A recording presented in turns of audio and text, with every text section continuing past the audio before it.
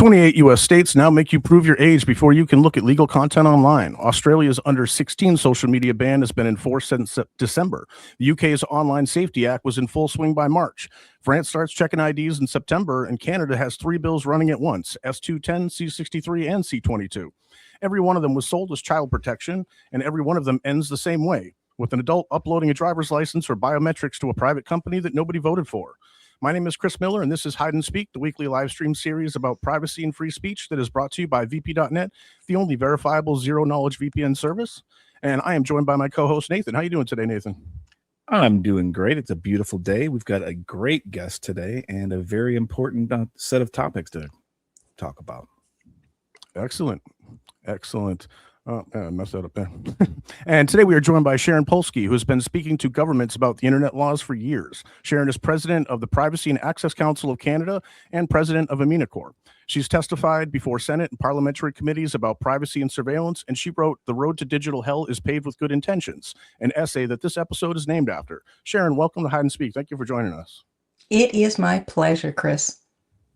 Excellent. Well, we are really excited to have you here. This is a very important topic and one that sadly keeps popping up over and over and over again, and it doesn't really want to go away on its own. So we're going to have to do something about that. Just a reminder that the opinions expressed by members of our panel are their own personal opinions, do not necessarily reflect the views of Hide and Speak, vp.net, or Bmail. If you have questions for anyone on the panel, please ask it in the live chat on YouTube or X, starting with the Q and a colon, and we will respond to it during the Q&A session later in the stream. Before we get started, we do want to take a minute to thank vp.net and Bmail, which make Hide and Speak possible. If you want to support the show, the best way to do that is to sign up for vp.net and Bmail, which is also a great way to protect your privacy online. We have a quick video to watch, and then we are digging in. Every time you go online, websites and apps track you. Your ISP watches you, and hackers try to siphon up your personal data. So you bought a no-logs VPN. Funny thing, trust-based no-logs VPNs keep getting caught logging.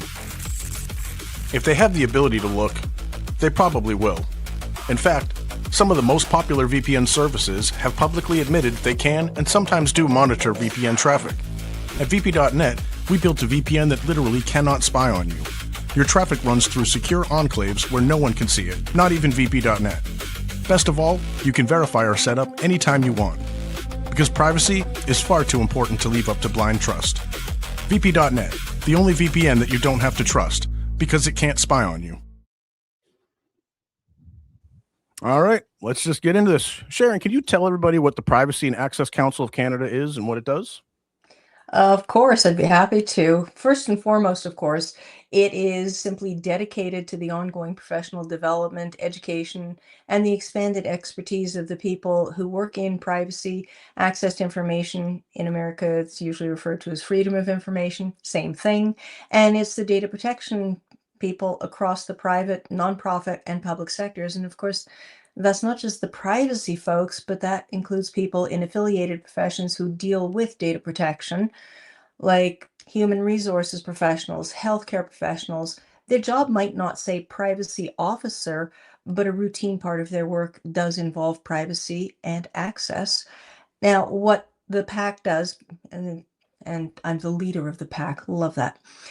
We support that goal based on the values of competence, professional development, integrity, and excellence. And those values are reflected in a code of ethics that, as far as we're aware, is still the only one for the profession.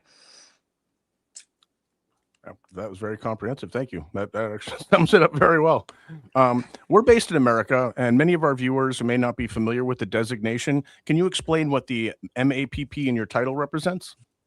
Absolutely. The short version is that it is an indicator of having reached the pinnacle in the profession in terms of skill, experience, and education. But there's much more to that story, because you have to look at why it was created.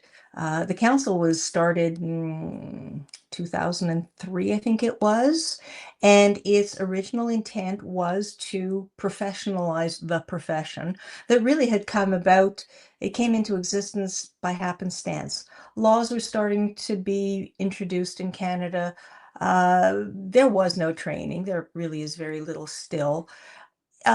People were doing the work off the side of their desk, and that includes some of the regulators, some of the privacy commissioners in Canadian provinces. They, like privacy officers, they had their real job, and then they had to do privacy stuff as well. I had one client, he was the tech help desk guy, senior help desk guy for an oil and gas company, major concern.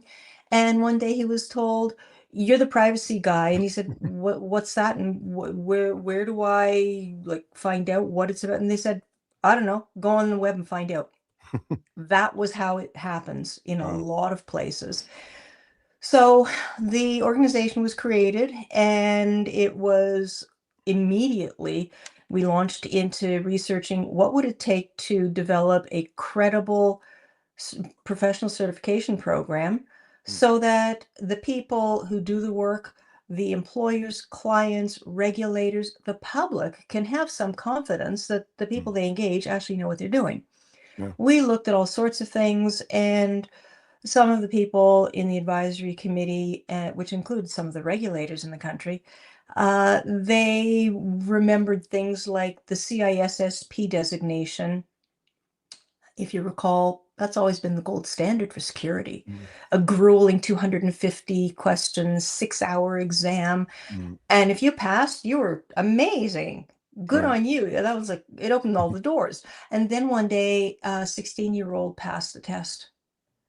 And their reputation, I think, took a bit of a hit because what can a 16-year-old know? An exam proves that you can cram and pass a test, remember enough correct information to get a passing grade, but it doesn't necessarily indicate that you know what you're doing, that Right. you have any life skills, business experience, you can understand legislation, business process, analyze, but you can Or pass a a test. reputation to uphold, or exactly. Yeah. So it took me a bit of convincing to get the board to realize that no, we cannot just have an exam-based system Mm. because that proves you can pass a test. So Yeah. it is not an exam-based. There's only a handful of certification programs that I'm aware of in North America or Europe or the UK. And as far as I know, ours is the one that is not exam-based. So it's not a matter that you can go to a boot camp and at the end of the week you're certified. Right. It's much more than that. You actually have to demonstrate that you have the practical experience, that you have relevant education, that you know what you're doing, and you have to demonstrate it also by having 3 people who know you and your work Mm. sign their name and attest to your competence. Wow. So yeah, so we did a lot of work. We launched the first 2 levels, the entry level and the mid-range level in 2009. So that's the associate and the chartered access and privacy professional. A couple years later, the master level was introduced. And then the whole thing basically was formalized, if you will. It has become the national standard of competence for the profession. It's a Canadian national standard. It's, as far as we know, still the only one in the world. And the PAC certification is the only one that aligns with that national standard. Wow. That's awesome. I love that it's not just test based because you're absolutely right. Like that, it's very possible to demonstrate that you appear to that you know what you're doing, but you really just know how to pass a test really well. My son happens to be amazing at taking tests, and you can give him a test about something he actually doesn't know anything about, and he's generally pretty good at getting a decent score just because he's very, very good at taking tests. So yeah, but you're right. A 16-year-old might not, besides all the reasons you mentioned, just not understand the gravity of the situation and understand how important the privacy is. Like when you don't have kids and a family and haven't gone through those life experiences, you don't understand how serious it is to protect somebody's privacy too. So there's a lot of levels to that. So that's very cool. I like that. You're quite right, but there's another aspect to it. I've met people literally, I cannot name names. It was a client in the US, major, I think Fortune 50, Fortune 100 at least, but I think Fortune 50. And I was brought down to major city, I can't say because it'll narrow it down too much. And they invited their security people from their offices around the world for me to explain privacy to them. Terrific, wonderful opportunity. I pinched myself that of everybody, they brought me down. Great, love it. I met their new global privacy officer. He had just come to the States from a Central American country. And he said, I'm studying for a certification exam in privacy. I'm writing it next week. He told me he had never touched privacy before. How he got that job, I don't know. And you're going to be the global privacy officer of this global company Right. with dozens of subsidiaries around the world. It's crazy. Yeah, ours is not exam based for that reason. Yeah. I mean, that puts countless people in danger there. That's insane. So, as I mentioned before, you wrote The Road to Digital Hell is Paved with Good Intentions. What is the good intention behind age verification and social media laws, and where does that road actually lead? Well, we've seen it for decades here in Canada and in other places also, where, I mean, if you go back in time, people were pretty casual about stuff. You talk to your neighbor, your friend, you tell them what you want about yourself, who cares? Then with the introduction of technology, modern technology, and I'll distinguish that in a minute, it became a little more progressive that a lot of information was being shared. A lot of it is basic child psychology. Think of it. A kid in grade 1 doesn't want to be the last one called to be on the dodgeball team. In high school, you don't want to be the last one picked for the football team or the basketball team or anything else. You do not want to be left out. Think of Maslow's hierarchy. Same thing here. When Google started, Gmail, it was brilliant. Only those select few people who were invited to have a Gmail account could have one. Of course, that meant it was forbidden fruit. Everybody else clamored. They wanted it. Mm-hmm. Everybody was told the marketing is brilliant, and it's all psychology based, that everybody's doing it. What do you mean you're not? You're going to be the outcast. You're going to be the black sheep. You mean you don't want to have this, that. So people join. Oh, everybody's using Facebook. Everybody's reviewing the minutiae of their lives, their emotions, their tombstone data, the complete birth date, birth weight, and parental family tree of the latest baby in the family. Mm-hmm. They're giving this away because we've been told this is what everybody's doing. Don't you want to also do it? It was seductive. The laws didn't catch up. Whether that was intentional or not is maybe a discussion for another time, but the laws are trying to catch up with difficulty because these companies are so large. They now are able to lobby, write the laws in some places. They have the control. And along the way, kids are using social media to get in touch with their friends, to do their homework. Social media and technology is mandatory in schools, some of which hand their students a tablet. You will use this. Okay. Do you teach the kids anything about privacy? About copyright infringement? Kids are using very, very sophisticated computers called smartphones. The selection, at least in Canada, for a dumb phone is very, very limited. And of course, it's, you know, the term mummy, I want. Yeah. Mummy, I want this chocolate bar that's at kids' eye level in the grocery store.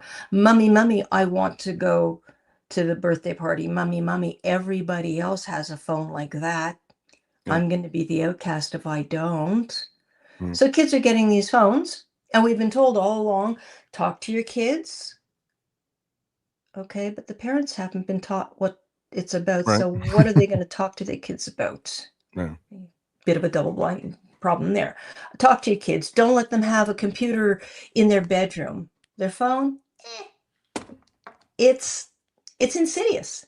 And it has been allowed to proliferate. And now, because there have been some horrible instances of whether it's kids developing so-called relationships with bots and kids and adults, and entering into and developing these emotional relationships with technology, or the ones where they ask a question and technology leads them down a really, really dark path. We had a horrible incident in Canada. We don't have a lot of mass shootings, fortunately. But we did have one just a few months ago in Tumbler Ridge, British Columbia, where a young person who, by all accounts, had some mental health issues of their own, uh, killed the mother, killed the sibling, went to school to kill the other sibling, and apparently one of the platforms knew about it, but their internal analysis, it seems this didn't quite meet their threshold to notify authorities, yet in a different country. So that gave another boost to this whole scheme of we have to protect children, but that's only the latest. I can go back to 2011 when there was he was the member of parliament and the minister of public safety, I think it was, and they were trying at that time to get what was referred to as lawful access legislation through so that the police can get in without a warrant and find out what they need to. Some people called it awful access. And at one point, when there was a lot of pushback, the minister said, and I'm paraphrasing, but essentially he said, well, you can either be with us or you can be with the predators. And that got him laughed out of Ottawa. He, in short order, left and went to sit on the bench. And he was a judge in one of the provinces. That was, what, 2 decades ago? Almost, and that wasn't the first. It started before 2011. They have had numerous attempts to put that sort of thing in. There was, more unfortunate instances. Every now and again you hear of them, and they are built up in the media. It's the only thing you hear about, and absolutely it's tragic. And as a mother, I cannot imagine what the parents, the siblings, the family, and friends of one of these victims goes through. But that's used as leverage to say we have to protect children and we have to protect them from being able to see online what they're not allowed to see in real life. In Canada, legal age is either 18 or 19, depending where you are. A kid cannot go into a sex shop and see sex toys, whips, chains, whatever in that environment. Can't. You can't go into the corner store or a bookstore and see a girly magazine. Either it's got the plastic cover where anything but the face is not visible, or it's in a brown paper wrapper. You can go without logging onto an account on Amazon, and I have tested this on Amazon.ca, .com, .jp, the German version, the Australian, the British. You can log on and ask for a search term and get literally tens of thousands of hits, whether it's for sex toy. And just you type that in, and the pick list that drops down is educational, really. You can put in the search term teen porn. Never mind that teen porn, assuming it's under the legal age, is illegal because that is child sexual abuse material that used to be called kiddie porn. You can put in that term. You can put in the term dildo, whatever sex toy in particular, and get tens of thousands of hits. And then you can start scrolling through, and there's pictures that on the bookshelf would have to be under wraps. There's videos of how to use these things. There's remarkably lifelike sex toys that are anatomically correct of every part and angle of a body, male and female. Use your imagination. As adults, that's one thing. Children who might be blogging, who might be visiting Amazon because school's coming and they want to see what the latest scribbler pen is. They want a new set of gel pens or crayons. They can fall over this stuff. So, Well, and I think one of the really scary parts about this is there's a difference between tolerance and acceptance and then encouragement, because what they're also doing is now encouraging these things to children, right? Which is the really odd, disgusting part of it. A lot of them are. They say they're not. And when you see on Right. the website so-called privacy policies, I've written them. I know how the game is played. The vague language. If the first paragraph says, "We respect your privacy," take it with a grain of salt. Really, really, really. They we saw this in a court case. I want to say it was New York State. It was quite recent. I think it was Meta, and in the court case, they had to reveal their internal documents, and it showed that people inside the company knew that there was problems. They knew that there's tens of thousands of kids that are asking for suicide information or drugs or sex or whatever, and it might have been Meta, it could be just about any other platform because they know they have the analytics and the It's probably AI to all of them. understand it. Might be safe to assume that. I won't disagree. And a business decision gets made whether to um, go for profit or protect people's privacy.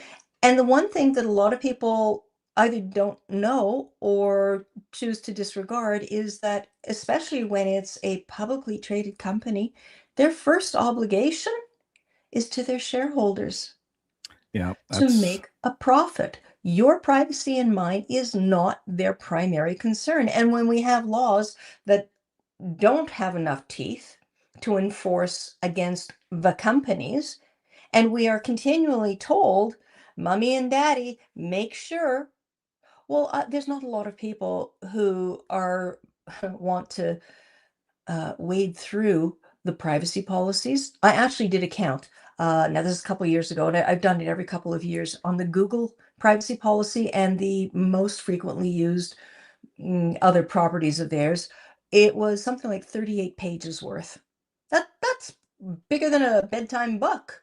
and it's Who's all going to written in read through that? legalese that who Yes, can understand much of this, and then that's they right. change it every 3 months without telling you that they've changed it, or they send you some sneaky email that says, oh yes, we've updated our terms of service, read our new 300-page book. And it's But like, we when won't tell you what was changed. right, we won't tell you simply what was changed. You have to read all of this nonsense and try to That's right. understand this and Yeah. talk to your lawyer.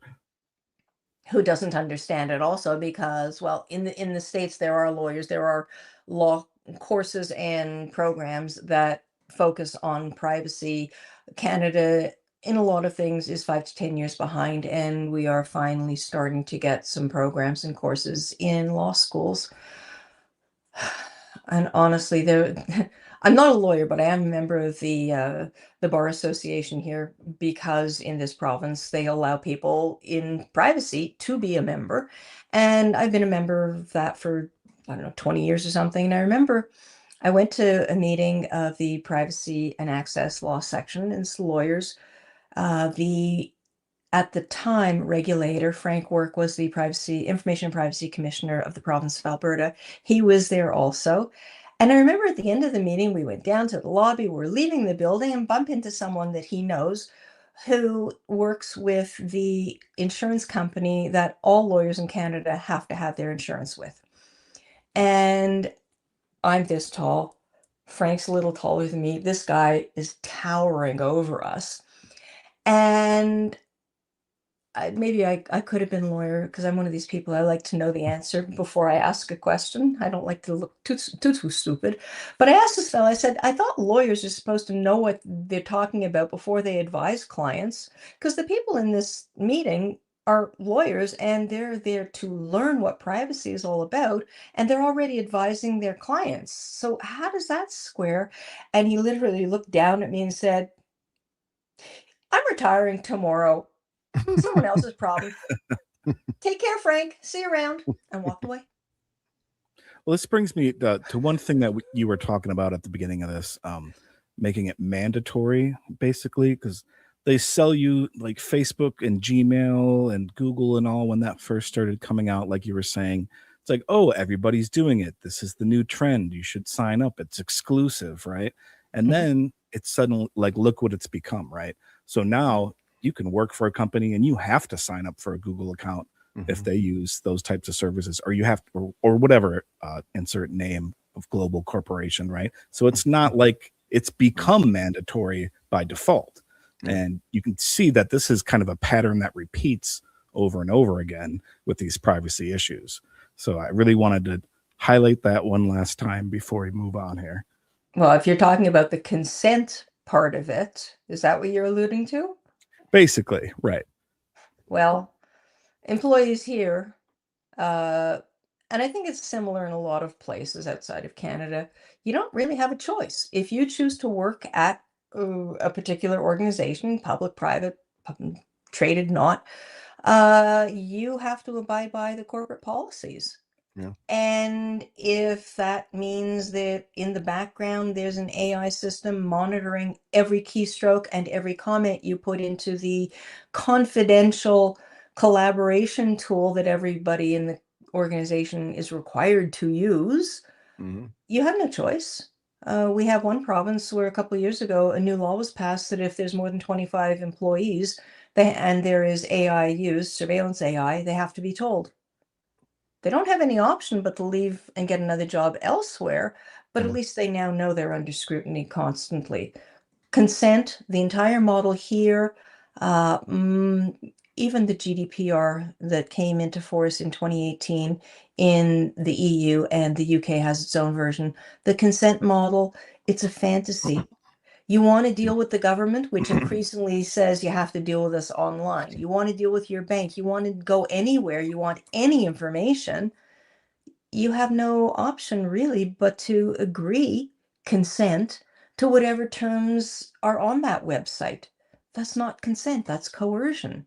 You have no choice. Exactly. And then it's all or nothing. Yes, I consent to everything, or no, I consent to nothing. And even if you are one of the diligent ones to take the time to go through the cookies and say reject all or reject these in particular, including the hundreds, literally, of so-called necessary cookies. I've gone through these things on lots of websites, necessary cookies, including marketing, including payment processors, when all I want to do is see what time is the store open.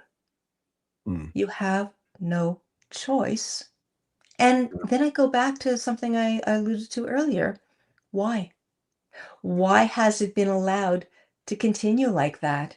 As we, the consumers, are all told, we have to make better choices about who we share our information with. And when there's a breach where somebody figuratively wags their finger and says, tisk, tisk, people should have been more careful, but we have no choice.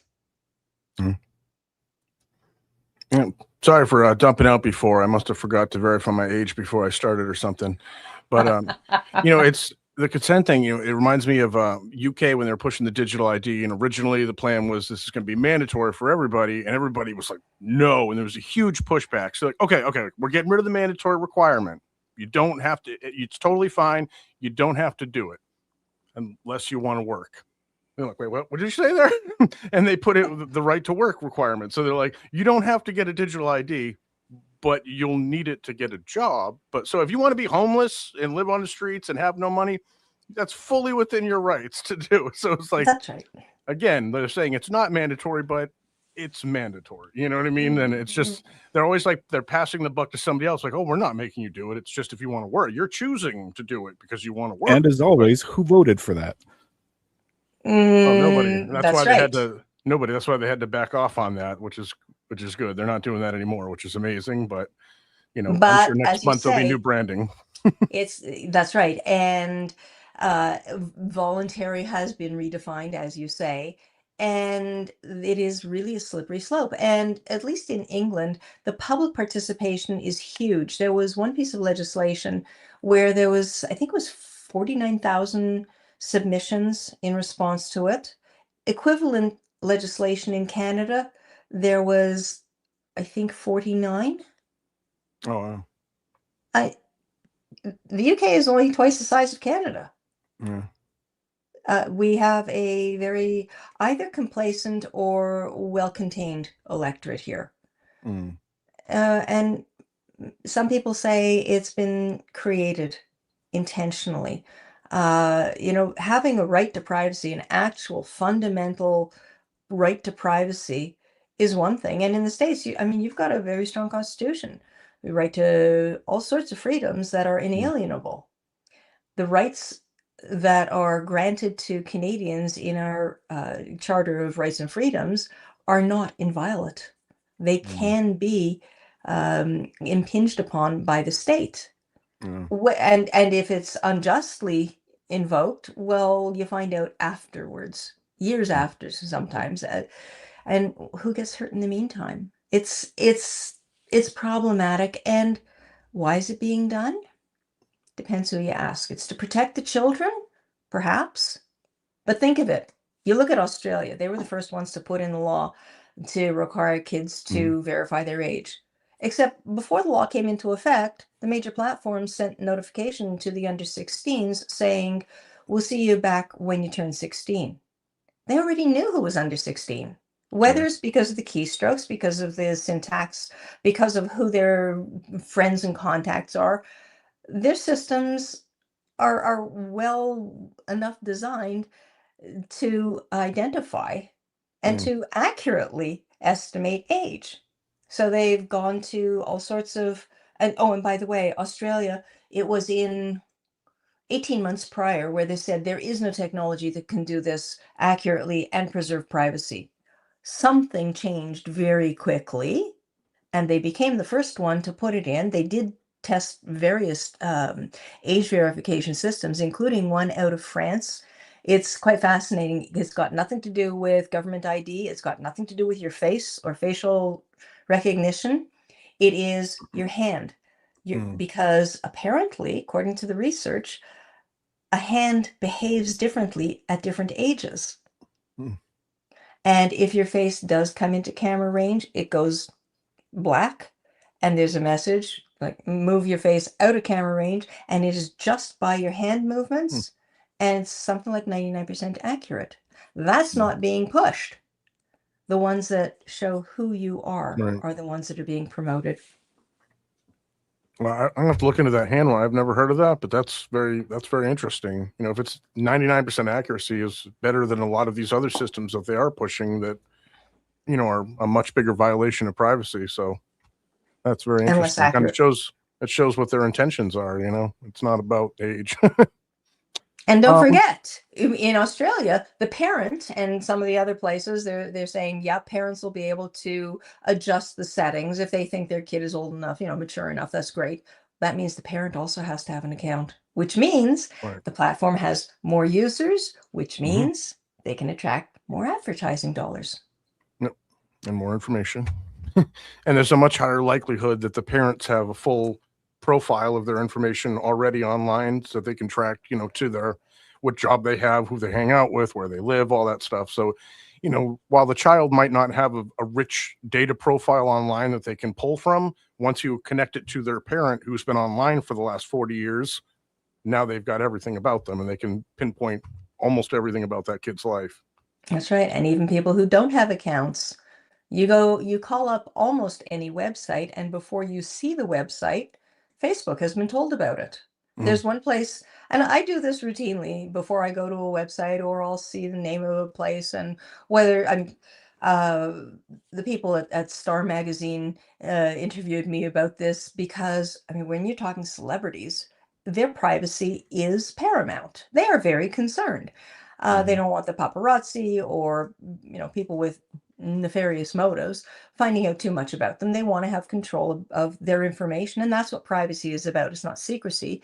And the journalist was kind of aghast when I said, and I showed the screen grabs of this erectile dysfunction clinic in Hollywood, and this plastic surgeon in Hollywood, and this luxury car dealer in Hollywood.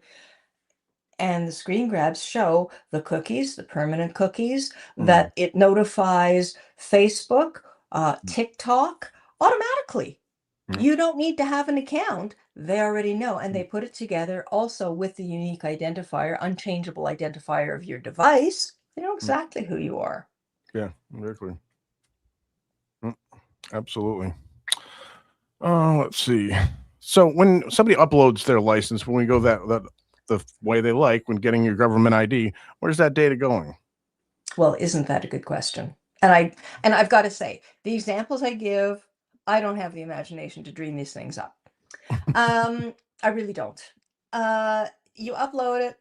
I went to book an Airbnb. I was going to Europe for something. And this time, Airbnb wanted me to verify who I am and upload government issue photo ID.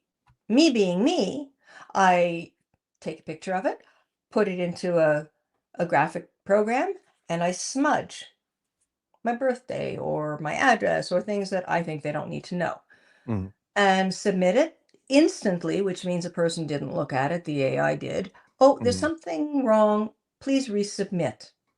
Okay, put it back into the graphics program and put a white block over the Mhm. information I didn't want to reveal. Did a screen grab of that so it can't be undone. Submitted that, accepted, no problem. Hmm. But people don't do that because we are Right. taught respect authority.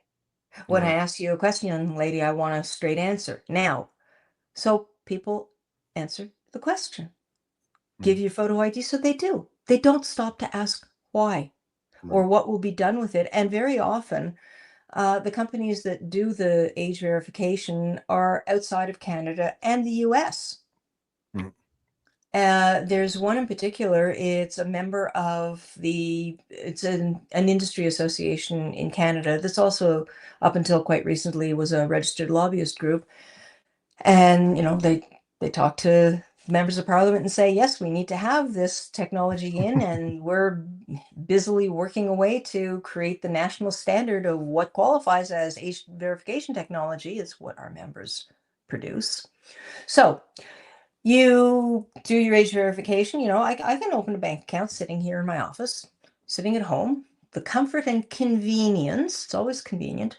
And it's not the bank that's going to check me, but they don't tell me that. Right. It's a company that they've hired that facilitates it. It's actually yet another company located in Britain. If you read Mhm. their privacy policy, it says, and I checked this just a few days ago, it still says that if their customer, which isn't me or you, which isn't the bank, which isn't the intermediary, it is the intermediary company. If that company instructs the age verification company in Britain, that age verification company will provide the documentation that its client has provided.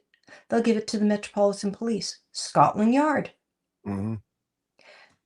Is there an ulterior motive? It's a Five Eyes country.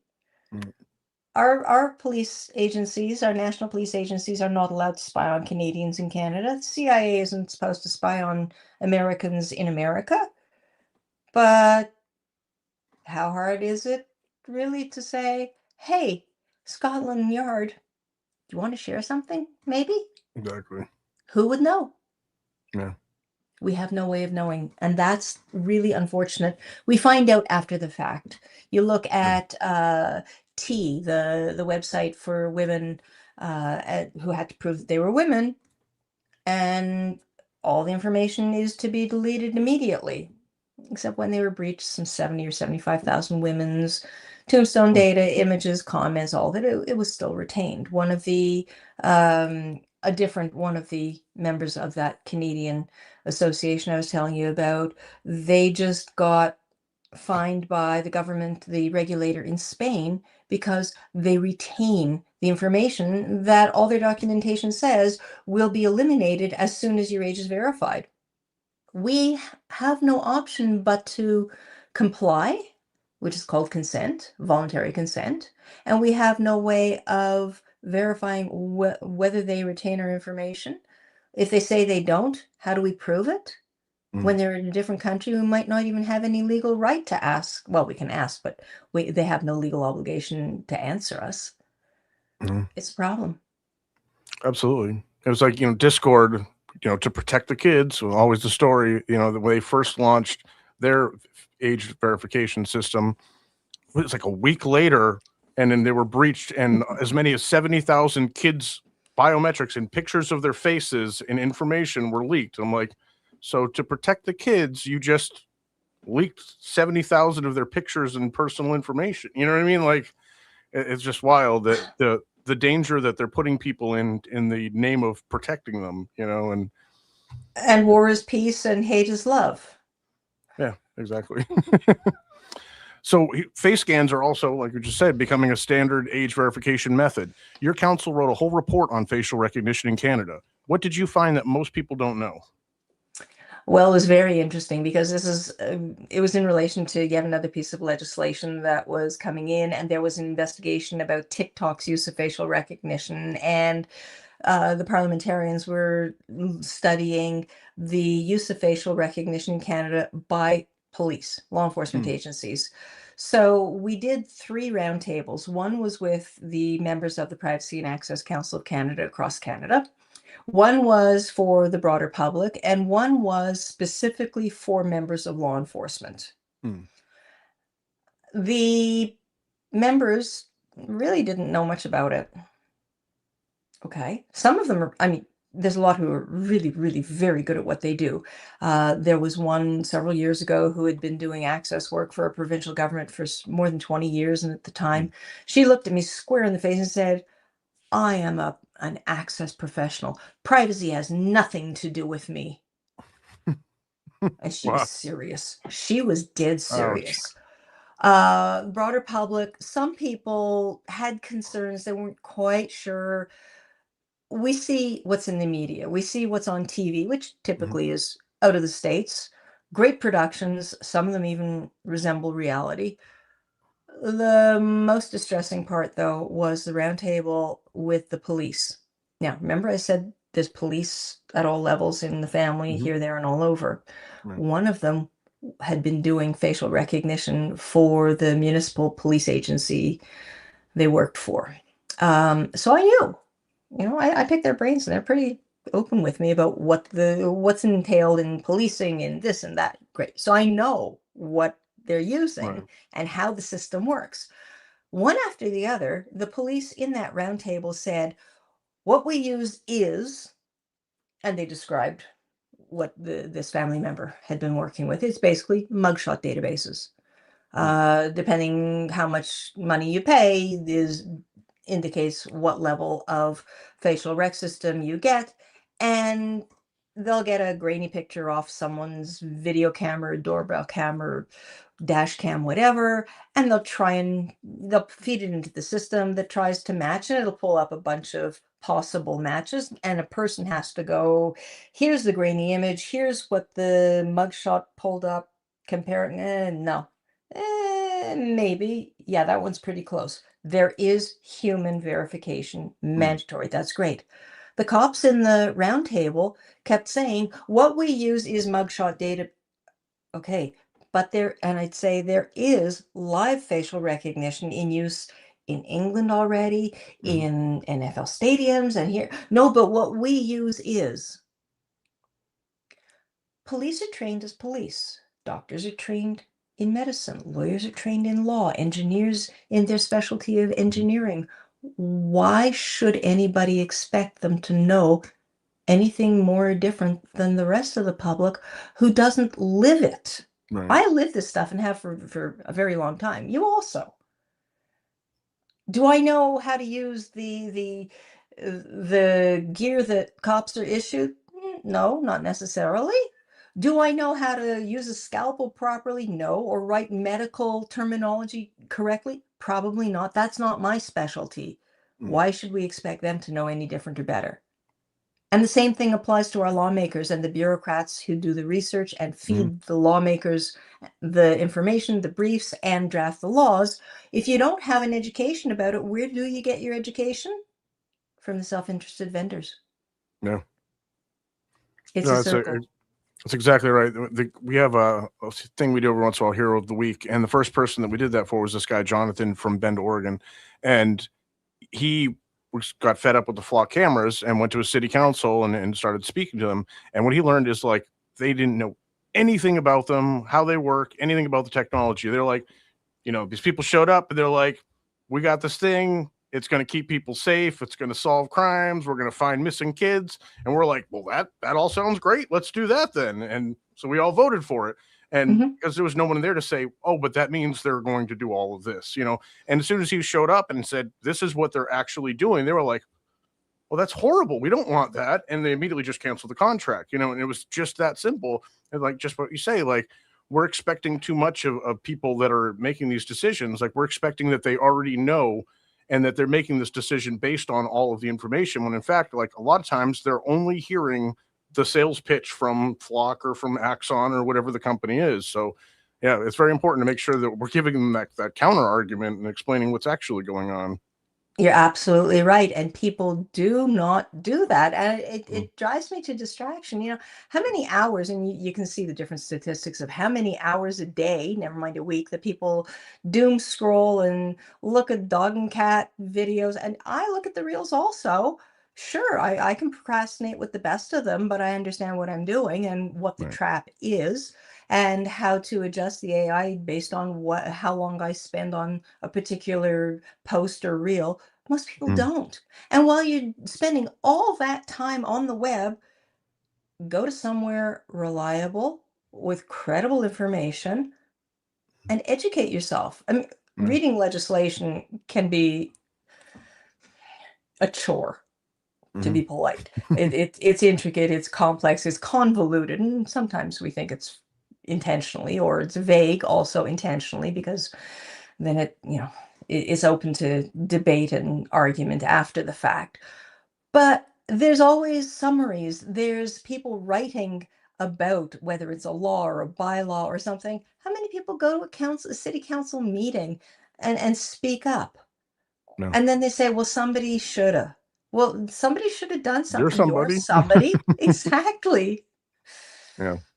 A complacent, a public an electorate that doesn't participate is a dangerous thing for themselves and for democracy, and for all of our freedoms. And part of it, I mean, you look back and it's hard not to say maybe it's intentional. All of these things, I've been doing this, like I say, a while. And it was computers were going to create the paperless office. Took a long, long time. It took COVID to create a remote office, and some paperless because people didn't want to have to order Right. paper to the house and a new printer and all, and foot the bill for the company. So we're talking decades. It was going to create so much leisure time you wouldn't know what to do. Well, this stuff, the privacy invasive technology has been increasingly in our faces and in use since 1980s. Computers landed on desktops in the early 80s. Now, we have gone in short order from very rudimentary technology, and I wonder if anybody recognizes what this is. Amazing. You That is recognize cool. it? Yeah, Yes, punch that is card. really cool. This rudimentary technology was enough for entire populations to be cataloged in World War II. That fueled the Holocaust because depending what spots were punched out, that's who you were, that's where you went, that's when the train came to collect you. Then it went to floppy disks. Was there privacy concern back then? No, this didn't hold as much as you can type on a sheet of paper. Oh, I'm sorry. No, it started with these. Yes. Truly floppy disks. There's a government in Canada, I cannot name which one, and some of their major systems run on this. Honestly, So, a few years ago, our Air Force was still using them, and they started switching them over. It's like, wait a minute, like, you're talking yeah, multi-million-dollar weapons, that could take out exactly. And we're countries. Oh, it's supposed still happening. Yeah. supposed to trust and give our Right. information to these organizations Yeah. that are being held together with spit and baling wire. CDs were a big deal. And now we've got computers in our cars that are monitoring everything. And now, as of 2027, everybody in the compartment is going to be monitored, the driver in particular, to make sure they're focusing on the road. They're not, the AI system doesn't detect or assess that they might be too tired. And if it does, what? It's going to bring you over to the side of the road and not let you progress. Oh, right. And I Well, that's heard the a thing. great It won't bring example you over for this. this from someone where it's like, what if I'm outside and I'm, cutting down some trees with my chainsaw and I get injured and I need to jump into my truck to start to, get myself back to safety. Like, and now the truck will see that, oh, I'm under distress. You are not allowed to turn on your own vehicle. Like that's crazy. Like That's right. and to think that they have these systems so dialed in to detect the difference between that is nonsense, because we have all seen the error rates on this stuff and it's not even close. We're just basically in this test realm where they are trying it all out on us and seeing where it's going to go.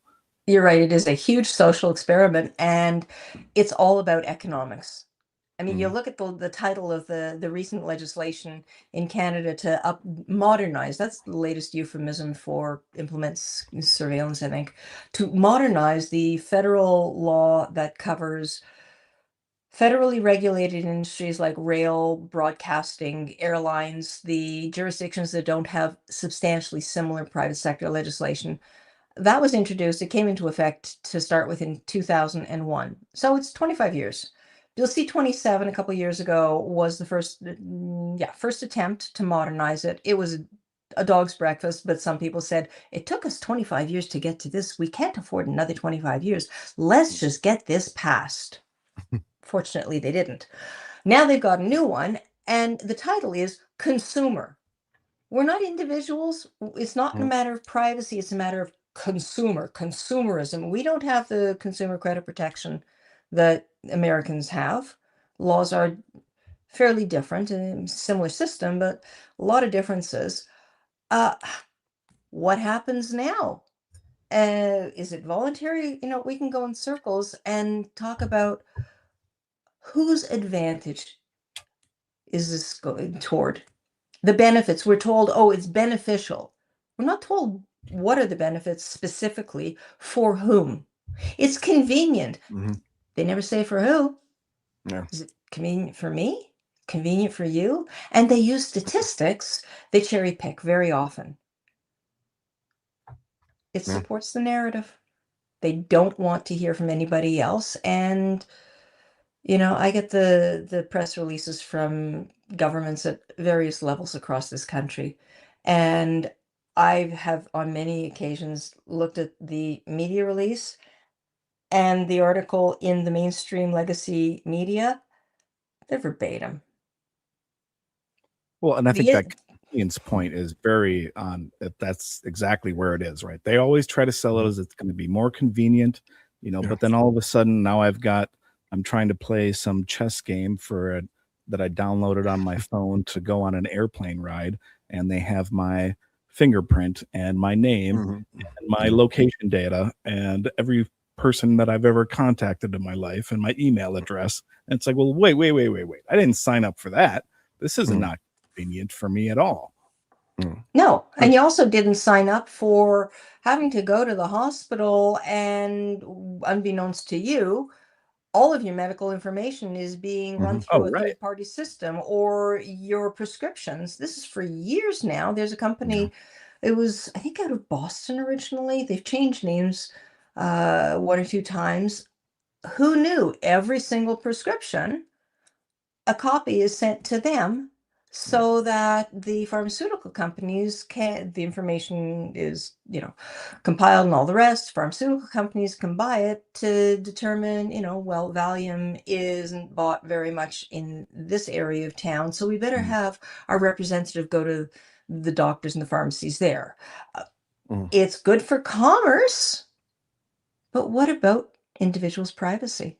And then when it gets And breached, just their you have no livelihoods control. too, because who needs to be on Valium, right? Like, But it's not just that, it is every single prescription. And right. I mean, really, the problem, I literally could talk all day. I was an adjunct for the Polytech here and We the got time. University of Calgary for years, and I did literally talk all day because it was a compressed program, so a week's worth of lectures in one day. Wow. But there's things like you take an Uber, you take any ride sharing drive, and in some places, and I know about several in Canada, as part of their license, to be allowed to offer their services in particular cities, they are required to monthly produce detailed reports to the city administration indicating the precise geolocation of the pickup and Wow. drop off, the precise time of day of the request, the pickup and the drop off, the manner of payment, and if the city is mostly apartment buildings, multifamily, that's one thing. There's a lot of cities, including the one I live in, where most families live in single family residences. Right. So, what happens when the city finds out that every Friday at 2 p.m., a rideshare car comes, collects me at this precise geolocation, and takes me to a location, a professional building that only has psychiatrists and psychologists in it? Right. Draw your assumptions. Or it takes me to a church, a synagogue, a mosque, an abortion clinic, a liquor store, Mhm. depending on your politics and what your motivation is, that can be life altering. And I think of McCarthyism. Mhm. Prove that you're not an alcoholic. No, Right. it's all on my credit card. You have those records. You pulled my credit card records. I buy an awful lot of booze because part of my job is to make sure that the liquor cabinets at the law firm are filled so when they have their Friday afternoon booze and schmooze, but no one asked me why. Right. All you're Right. doing is making assumptions based on a data trail. Yeah. Well, yeah, and I've heard that same thing for like EMT workers, somebody who Yep. works, like in rescue for like overdoses and things like that. It's like, oh, you're always driving into this bad part of town, so you must be involved with this drug thing. And it's like, no, I'm the person that goes and delivers Narcan to them and saves their lives. But does And their insurer give them a chance to they explain don't or care just because now increase it's their not a rates? person, you're just a Yeah. data point, right? That's right. Yeah, You have to remember, like, a lot of people look at this and they're like, yeah, but they could cross-reference this data. I'm like, their goal is not to help you. So that's the problem. They're not going to take those extra steps. Like a minute ago, you're talking about, the vehicles looking at you. And what if they, just pull your car over to the side of the road? Well, here's the crazy thing. They won't even pull it over to the side of the road. This just happened the other day. It was a Ford vehicle and he missed one payment. They stopped his truck in the middle of a busy highway. They just turned his vehicle off and he had cars flying by him at 70 miles an hour. So, you know what I mean? Like, they didn't care about him enough to like make sure, hey, let's try to make sure we don't kill him for missing a payment. You know what I mean? Like something as simple as that. One payment missed and they stopped him in the middle of a highway. So no, they're not going to be extra cautious. They're not cross-referencing anything. Soon as they get the data that supports whatever they want to believe, that's the end of the investigation. You know what I mean? And you're That's right. guilty as And charged. if this used to be science fiction, Star Trek, beam me up, Scotty. Now Mhm. we have our own personal communicator. It used to be you get out of the car, it's like, oh my God, where's my wallet? Where's my purse? Now it's, oh my God, where's my phone? Mhm. It used to be, did you ever see the movie Changing Lanes?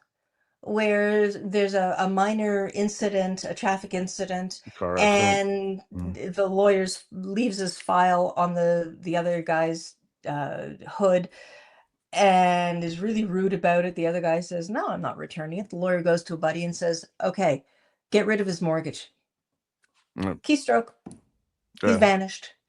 It just ruins And life. without being able to qualify for a mortgage and get a house of his own, then he's at risk in court of not being able to see his kid because his wife is saying that he's not like one simple thing like that. Yeah. Chain Physical reaction. safety, absolutely. Who thinks of these things? That's what we look at it. We take it from the practical side. Mhm. Privacy is not just a matter of legislation and policy and theory. It's real life and how it impacts everybody, Yeah. including the people who make the rules. Absolutely.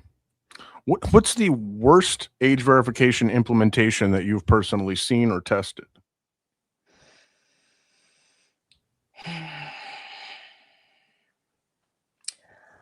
That's a hard one because there are so many that are so similar. They demand tombstone data and biometrics. if I forget my password, someone uses my password, I can say I was not in Argentina yesterday. I did not go to a store and spend however many thousands of dollars. If my biometrics are breached, then what? So any of them that rely on biometrics, I Mhm. think are a huge risk. Yeah, I agree, because like it's very, very, very difficult to reset your face. Yeah. There was a movie about that, but I'm not sure it was all that realistic for most Uh, people to change your face. yeah, Your passwords, 007, yeah. no, password's easy enough, but Yeah, and and those like are your palm breached. prints, fingerprints, like you could get rid of them if they're still going to come back. That's just part And of who you are.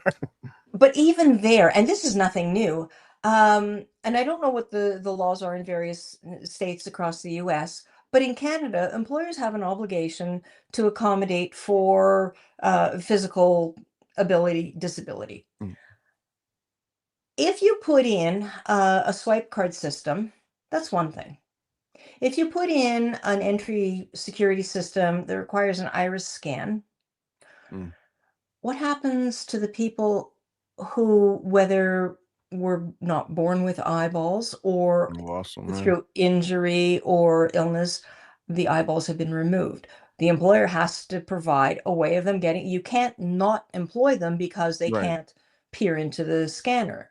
Mm. It's a thumbprint, a fingerprint. Well, there are some people who are born without fingerprints. Burn Mhm. victims, often the Yep. fingerprints are burned off. An ear print, same thing. Fire victim, Mm. illness, surgically removed, non-existent. That means every system that relies on biometrics has to have a workaround to be Right. able to comply with employment law. Hmm. It's a built-in backdoor, a built-in vulnerability. No Yeah. one looks at these things. I do, And but that's the benefit of having been inside so many different types of organizations for so many years and seeing how people do and what they do and the stupid user tricks and the level of well-intentioned ignorance mm, really is quite something. yeah, absolutely. Well, I think we're going to take a quick intermission here for a few minutes so everybody can grab a drink or use the bathroom if they have to. And then we got a bunch more questions for you in just a few minutes. So we will be right back. All right, I'll fight. T-minus 3 minutes. Stay in the shadows and make some noise. Digital freedom, yeah, that is our choice. Privacy doesn't mean not having a voice. What you wanna share is only a choice. Yeah. How you gonna tell me what I can and cannot say online? That's some fascist dystopian Orwellian mind crime. These bureaucratic acrobatics got me spastic and dramatic. They want access to your Spotify, your TikTok automatic. Every habit that you practice, want to catalog and stash it in a database. Is massive as some VHS tactics, but it's tragic. These fanatics want to track us like we're cattle. Build a dragnet apparatus like the internet's a battle. I'm empowered by encryption, got conviction in my diction. Privacy's about permission, but it's freedom that's the mission for a healthy, happy nation. Not a brave new world creation where they're tracing conversations, placing agents in your basement. Really, it's about permission, but they just want our submission. Privacy, protection, freedom, they're the perfect coalition. That's the freedom I define, that's the future, that's the peak. You can freely speak your mind if you're allowed to hide and speak. T-minus 2 minutes. Design, they can't confine what I define. I'll shine a light and fight until we take back what is mine. That's the freedom I believe. That's the future, that's the peak. You can freely speak your mind when you're allowed to hide and speak. Hide and speak. Hide and speak. Hide and speak.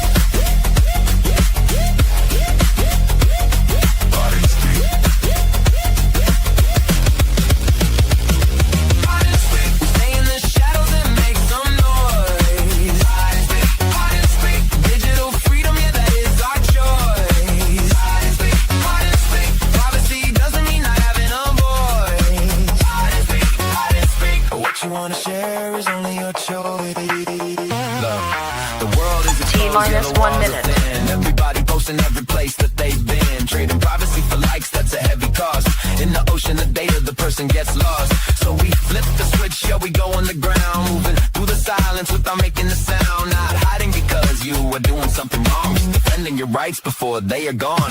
The room is secure, so let the session start. Speak from the brain or speak from the heart. Tell us your story, we unlock the doors. We invite the guests and the floor is yours. You can keep the mask on, T-minus 30 seconds. Privacy is precious, but opinions are free. We amplify the voices that they try to call weak. Welcome to the stream, time to hide and speak. Hide and speak, stay in the shadows and make some noise. Hide and speak, hide and speak.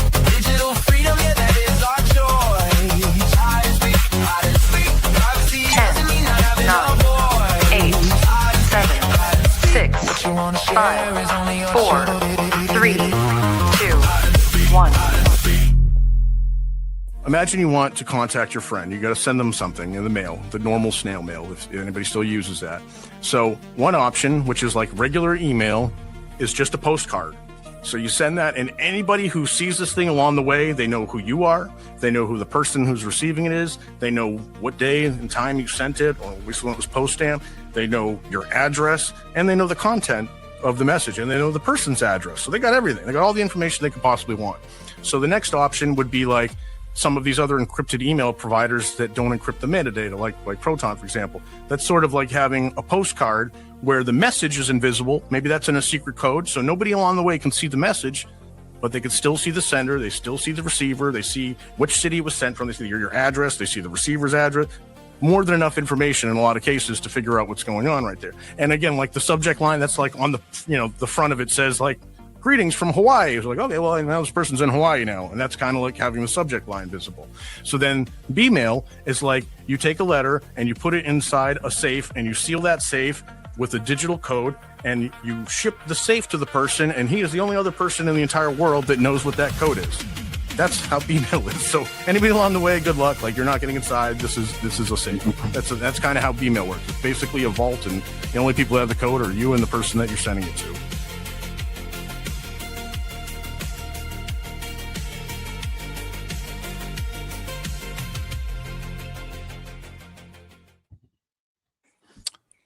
All right, welcome back. We are here with Sharon Polsky, who is from the Privacy and Access Council of Canada, who is giving us a master class in the age verification laws that are annoying all of us.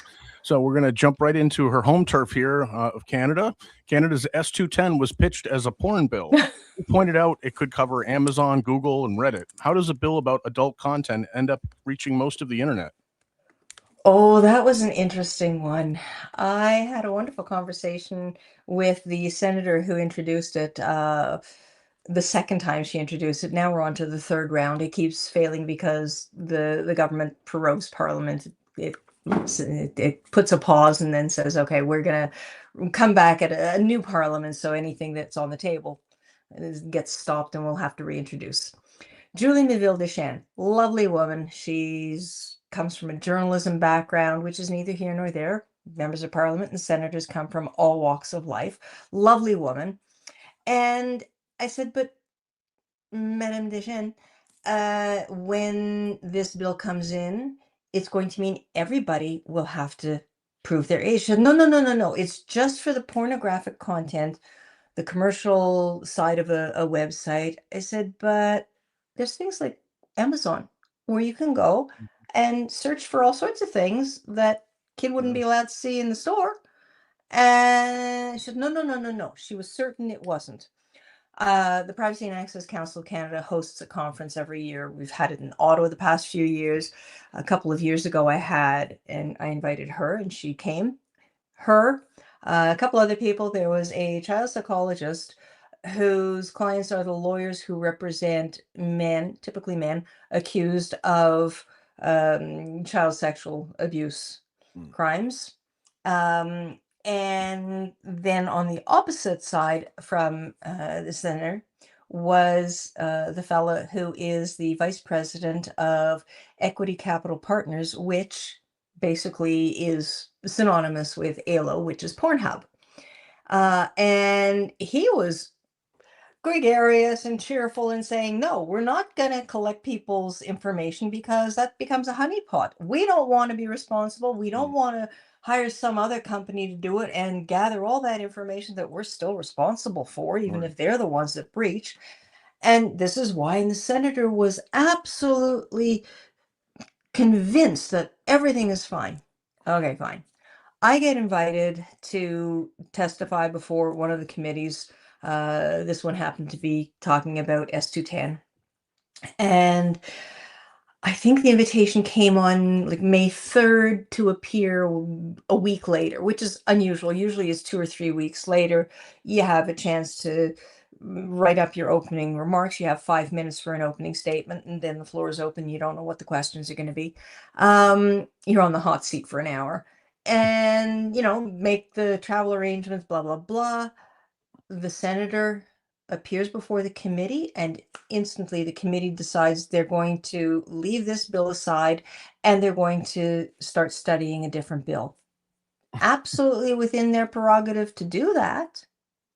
But it's interesting to see the process, because even though I've appeared, I think it's like 18 or 20 times now over the years, there's still so much to learn. There was one just about a year and a half ago, maybe, where you get there and it's quite formal, and they've got the interpreters behind glass because there are two official languages in this country, and if you speak in English it's instantly translated into French and vice versa.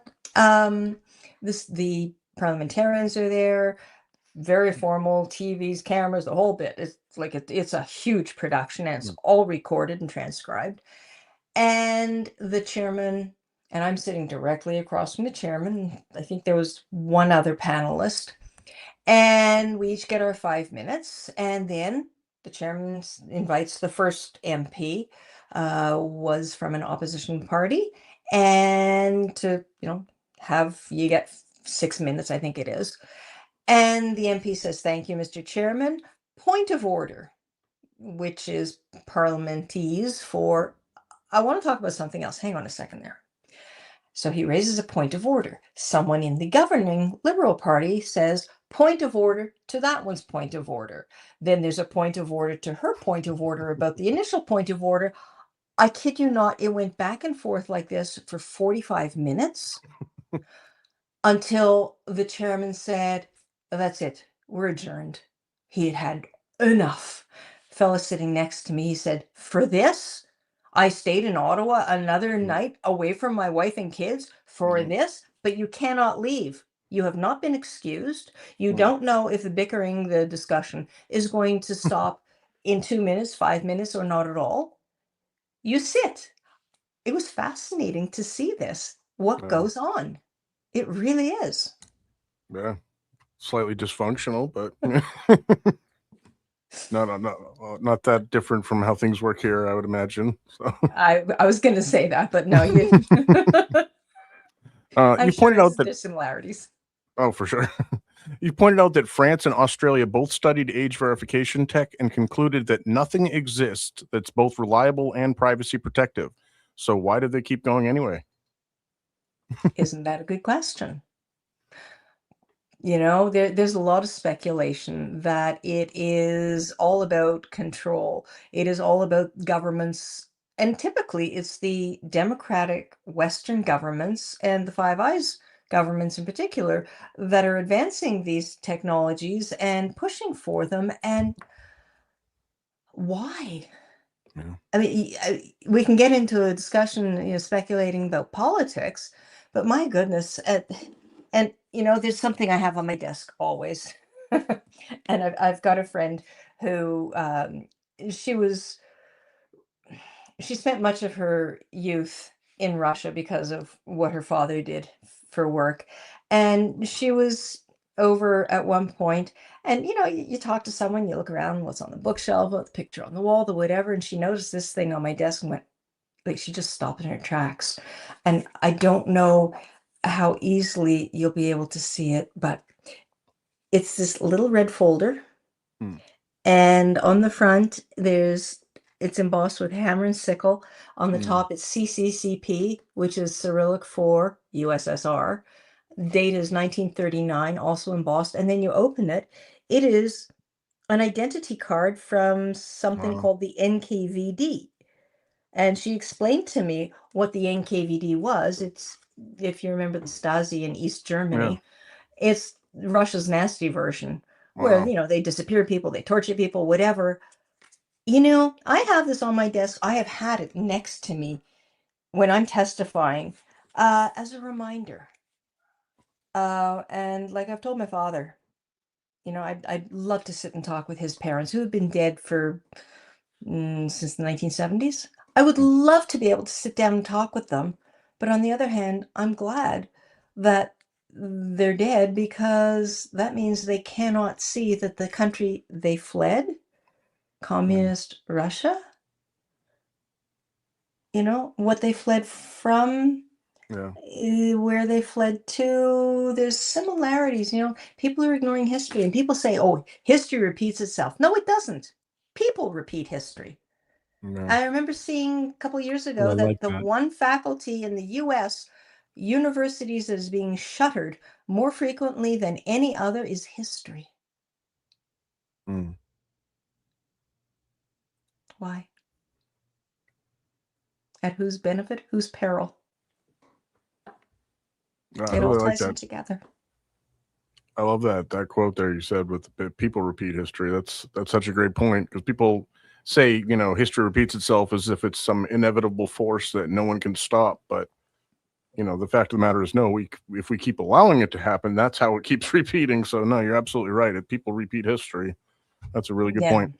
And thank you. And it's just like AI, as if it's inevitable. No, it's not. Mm. Push back. Yeah. Well, I What think is a it?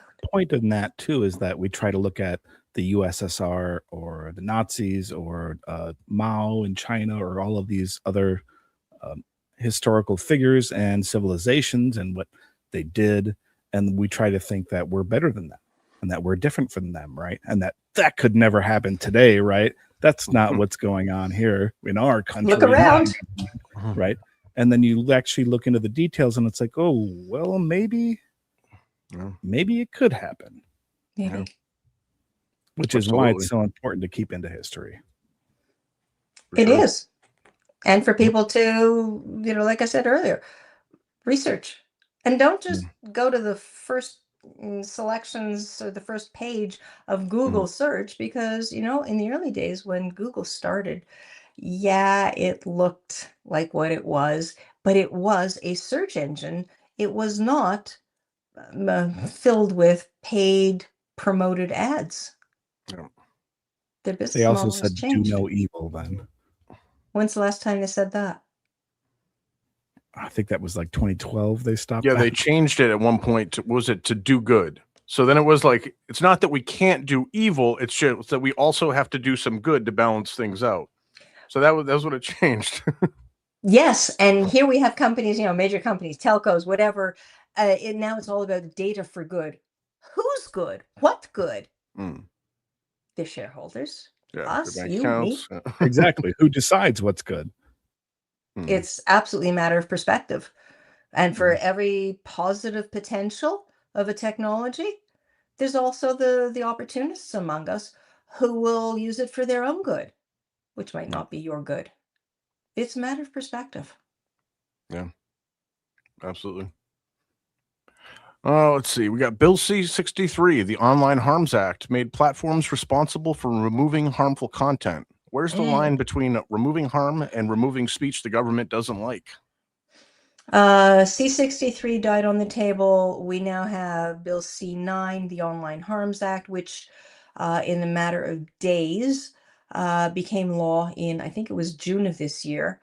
So now we're already seeing, I watched one a couple days ago, an immigration lawyer in Ontario, where she said, sure, come on in, have a seat. 2 police officers, plain clothes, so they're investigators, not street cops, saying, well, you posted something. And from what I gather, somebody complained to the Ottawa police, who contacted this other police department many hundreds of miles away to go and knock on her door. And she said, this is intimidation. It's the same thing as we've been seeing for a couple of years now in England, where cops will come and say, somebody didn't like something you Right. said online. You better, be very careful. What does that mean? There had been an exemption for expressing religious views. Well, there's some places in Ontario, in Toronto, which is the largest city, the Greater Toronto Area, GTA, the largest concentration of Canada's population, and headquarters from most everything. And some of the schools there, and they've got large school boards, have passed anti-Palestine racism policies officially. So if you say something about, no, I don't think that what you're saying is correct. I don't think there is genocide. Genocide was the Holocaust in World War II. This isn't genocide. And if you look at the UN said this, or here's fact and evidence refuting your vague claim, that can be considered anti-Palestine racism with some severe consequences. Yeah. You can't. The Canadian government has just mandated that the chaplains in the Canadian Armed Forces, our military, are not allowed to use the word God. What? You can talk. I'm not kidding. I told you I don't make this stuff up. I can send you the link to attach. What happens when someone says something that hurts your feelings? This all completely disregards the fact that the Supreme Court of Canada ruled in a case, Ward, that we do not have a right to not be offended. But this law basically says if you don't like what someone said and it hurt your feelings, that's fine. Put in a complaint. Mhm. That's now law. That's crazy. That's a really slippery slope. It is, and nobody is being censored. They are censoring themselves for Yeah. fear of being, getting that knock at the door. And for any of the Canadian viewers, a reminder, you do not have an obligation to let police into your home unless they show up with a warrant, a search warrant, an arrest warrant, or whatever. They can hold it up and you can read it through the glass. You do not have to let them into your home. And if you do, and there's more than one of them, you can't contain the other one. Yeah. One will be talking to you, the other one, you've invited them around the in house. your home, and they will walk around and see what they want. So if you've left something out, not expecting visitors, they'll see it. It's definitely not mandatory, right? No, if they No. don't have a warrant, no. It's not Not without a warrant. mandatory. No. You just have to do it. No, you don't, but people don't know their rights. Yeah. Right. Exactly. And that's why this is so important for us to talk about today. Absolutely. Yeah, TV and movies, they show you this thing like if the police ask you questions and they want something, if you're just really polite and you cooperate, then they'll be totally cool and they're going to let you go.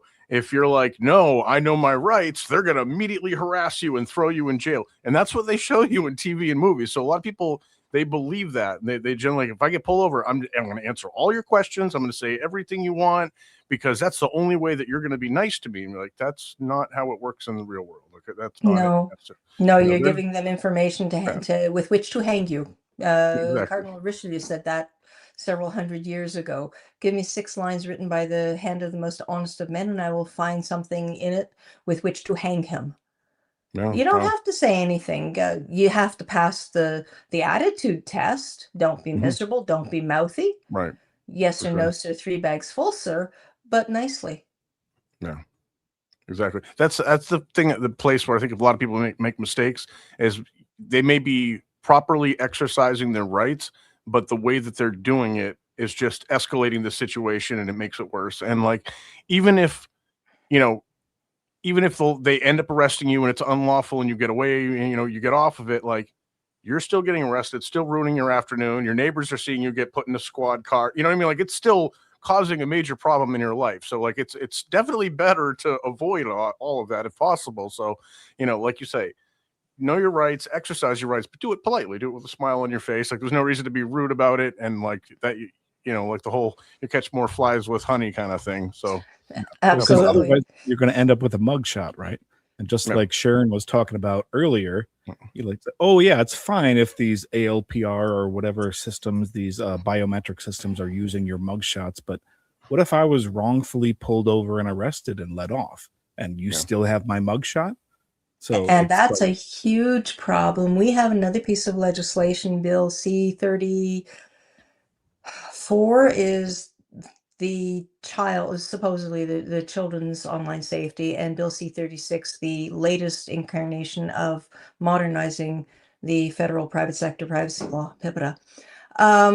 And one of them, they're interconnected. They will not live independent of each other. And they talk about non-consensual intimate images Mm. and nudification AI. So someone can take my face, put it on a porn star's body, or have me, have me engaging in some raunchy sex, whatever. It's not me. How do I prove it? That's one thing. The law speaks about this. It does not speak about mugshots. And there is in the States one place, and I'm not going to name it because I don't want people to know about it and actually make life worse for the people whose pictures are on that website. But what they've done is they will take police mugshots, which are readily available in the US, not in Canada, and they will post them. So, who hasn't done a stupid thing? You get arrested, not charged, and released. But there, as you say, there is a mugshot. Right. And that gets posted, and your spouse, your prospective employer, your current employer, they see that, they make assumptions. They don't give you a chance to explain what happened. And usually mugshots, if it was after a night of drunken partying or something, you might not look your best. If you're a woman, a man these days too, you might have mascara running down your face because you've been crying because you just got arrested. These laws don't speak to that sort of thing that can be life altering. A non consensual image, never mind an intimate image of me with a man.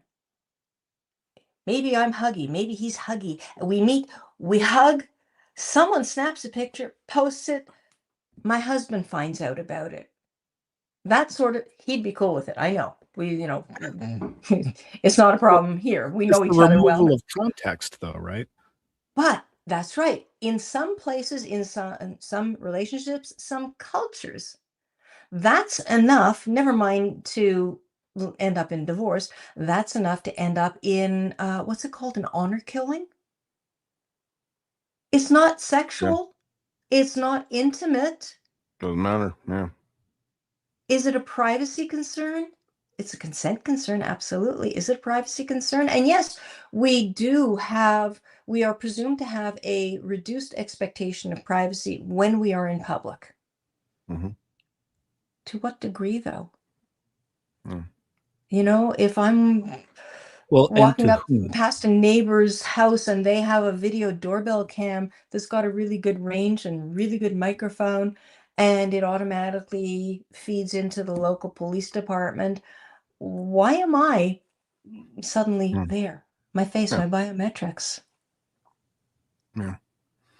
That's the argument they use with things like flock safety. Like, oh, you have no expectation of privacy in public. I'm like, okay, but there's a big difference between just being in the background of somebody's vacation photo and like being tracked everywhere you go. And I was like, if tomorrow, when Garrett Langley, the CEO of Flock Safety, left his house, if there's a man sitting outside with the camera to take a picture of him at his home and then gets in a car and follows him to work, and he's taking pictures at every intersection, showing the route that he took to work, showing which stores he stops at, does this for a couple weeks and builds a database of it and makes it available to thousands of people across the country, he could absolutely be arrested for that. That's not legal. You know what I mean? That's sure, that was all in public, but if you go and you follow somebody around all day, every day, and build this whole database on them and put that information out online, I'm sure if they send the police to your house, you're getting arrested for that. So that's what Flock is doing. It's not just you popped up randomly in the background of one photograph. You popped up with your license plate, your name, your home address. They have all the information about you, and that's also linked to every other camera that you went by. So now they know everywhere you go all day, every day. And like there was just a case recently that was a man from, I think, was in one state where marijuana is legal, and apparently the police had seen that he had driven to a state where marijuana is, or he was in a state where it's illegal, but they saw that he drove to a state where marijuana was legal several times. And that was, for them, that was reason enough to pull over his car. They're like, we think you're probably going and buying marijuana in this other state because we see that you drive there sometimes. I'm like, that's probable cause now that you drove to a state. You know what I mean? Like it's really it's scary that they can really use this technology to look at anybody they want to and try to put together the story that fits the narrative they want. So it's really a dangerous technology. And that's just one of so many. I know you've got it in the States. We on American TV here, we often see Flow from Progressive Insurance. And Oh yeah. you can put this little doohickey in your car and then monitor your own driving and improve your driving behavior and maybe Oh yeah, we have earn a, those. a reduction in your car insurance rates. Um, in Canada, we have that in many places as well. And the insurance companies here are regulated. The insurance industry is regulated. And for this sort of thing, they're only allowed to monitor, at last count, 4 different things: fast start, fast stop, hard turns, and time of day. Time of day actually makes sense because if you're driving at 6 p.m., where 90% of Canada's population lives, which is just north of the US border, within 100 miles, it gets dark a lot later in the winter than if you're driving in a town in the Arctic Circle, where there is no daylight in the winter. Been Right. there, done that. My consulting has taken me into all sorts of places. It's amazing, including Inuvik in the Arctic Circle. The trick to that is, and I've sat in on the webinars from the companies that sell the telematics, the systems are accurate to 99.9%, apparently, so accurate that they can detect which door of the vehicle the phone enters the car, the passenger compartment, whether it's on the seat, on your lap, in your hand, Wow. on the dash, because the height. Right. Can't tell if you're holding it and I'm using it, I the driver, but it can tell which door it leaves from. It doesn't monitor the vehicle, it monitors the sensors in your phone and the app. You have to have the app to use this deal, and you have to have it on most of the time, but they don't say what most is. And it plots your exact course, precise geolocation. So you've got that. And in the States, it's a lot more readily available than it is in Canada, although I don't know if there's anything stopping a lot of Canadians from buying data from American providers. Same as Google. My accountant, he was so pleased to show me, yeah, I was just in Italy or wherever he was, and look, this is where I went. Oh, yeah, if you go, you've got to go to this. And he showed me the map. He was so proud that literally every step he took was mapped precisely from several years ago. And then he showed me another map. These people don't realize. And all of this data can be combined and assumptions made, as you say, that you don't have the option of explaining, defending. Yeah. You shouldn't have to defend that I went for ice cream. Like, why? Right. And now it's Oh, to the right, point that exactly. what other devices are in your vicinity. We're not talking contact tracing during COVID. We're talking, and I was just reading about it this morning, there's a company that now can identify who is in range of your device and make assumptions of who, like guilt by association, in other words. Yeah. Right. Absolutely. So even if you try to, enforce privacy on your own devices, you could be, called out by somebody that that's just near you, right? That's it. And so, like, say you're just going out with friends to a restaurant, and you got to scan a QR code to look at the menu, right? Then that QR code downloads some type of app onto your phone, and you hit one button, and all of a sudden has access to your location data from the last 300 days or who knows however long, and all of your information.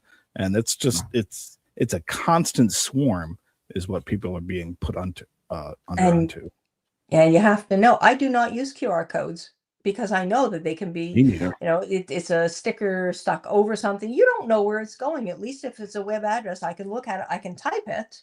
Right. And then if it's, I forget what it's called, where it's a character from a different font or language that looks like what we expect Right. in the room, I'll type it. And if it doesn't work, aha, that tells me whatever was presented Right. to me is bogus. I don't, I distrust evenly. It's because I've been doing this for so long. I've learned, early in my career, I did SAP implementations. I was inside Fortune 50 Rubbermaid. Uh, IBM Global was a client, and they'd invite me in, and I had run of their systems. They didn't know anything about me. How? Trust. And that's the biggest part. In all of this, it is human nature. It's not the technology is the problem. It's human nature. It's the person who's makes himself indispensable and never takes holidays because there's always something important to do.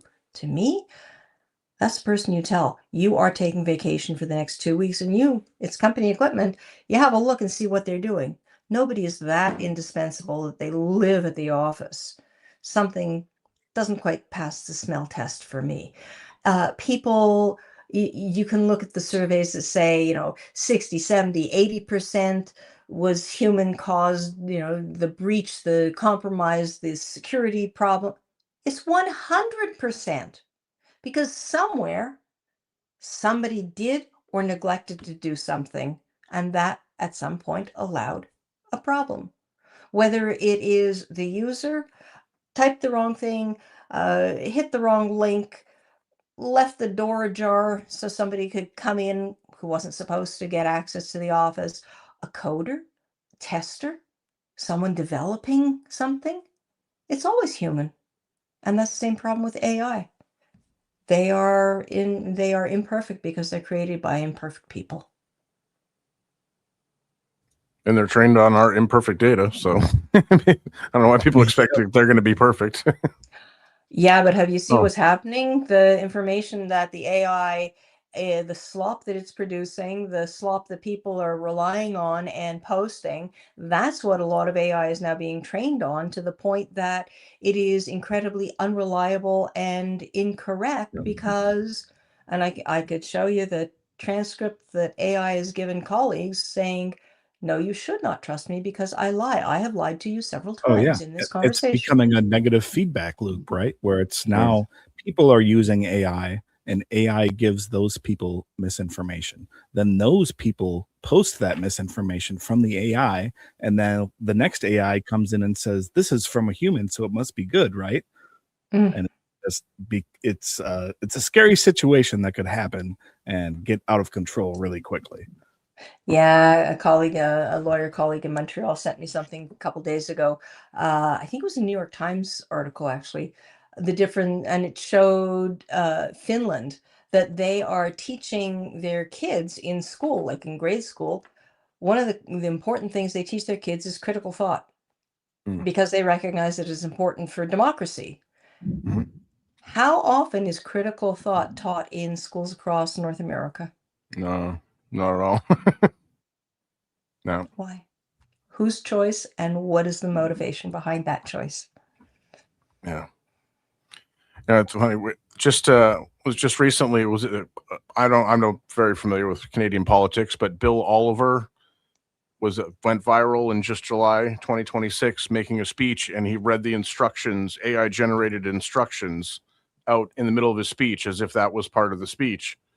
And that's what the point we're at. We have politicians literally reading the message from AI to them personally, and then didn't even recognize that and read that out loud in front of, while on video, which is just horrifying. And I keep reading, articles where they're finding scientific papers that have supposedly passed peer review that have completely made up facts in there that were just hallucinated by AI.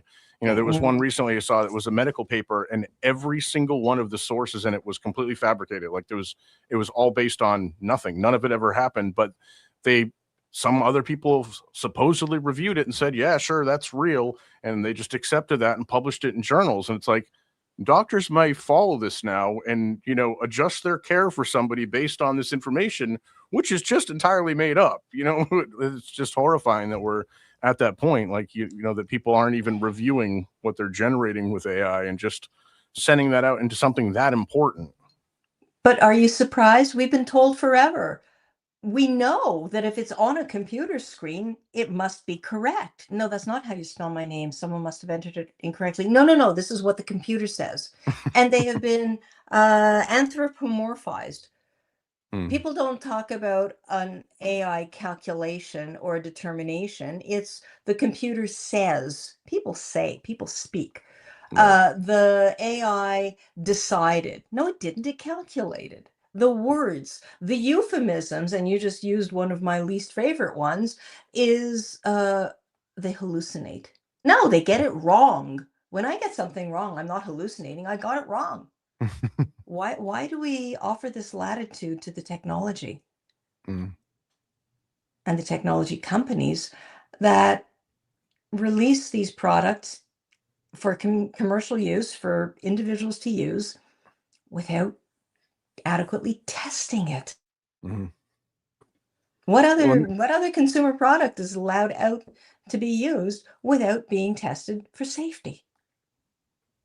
well, That's now one it's thing I've noticed too. It's like there seems to be like a childlike atmosphere to the AIs where they want to please you, right? Mm. So they always want, even if they don't know, or if they know that they did something wrong, they want to please you. So they'll frame it or even just hallucinate or make things up that they know you want to hear, which is a dangerous avenue to go down. Yeah. Yeah. I used to tell my students, and these are business students, master's level students, if you haven't yet take a child psychology course, and they'd look at me like I was from Mars. It's very simple. Who you deal with in business, we're all just kids in big bodies. Mm. The schoolyard bully is the office bully. The nice kid is the nice adult.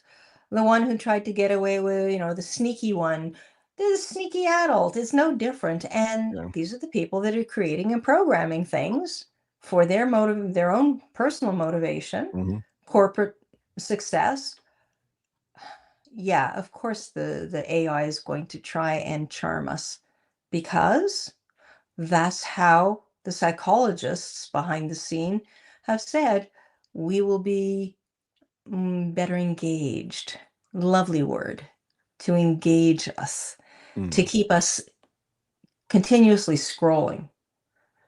Psychologists know what that does to us, to our brain. They know how not only does it feed our desires, but it creates our desires. Mm. It is basic, simple psychology. Mm. So we discussed how there's multiple countries that are all sort of following similar playbooks on all these laws. You think this is all connected? Is there a lot of backroom dealing going on between countries, or did everybody just suddenly come up with the same idea all on their own? Well, isn't that the point? Suddenly, that's right. I used to call it monkey see, monkey do politics.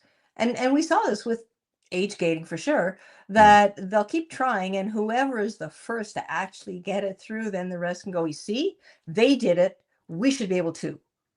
Yeah. Um, is it coincidental? I'm not much for coincidences. Is it planned?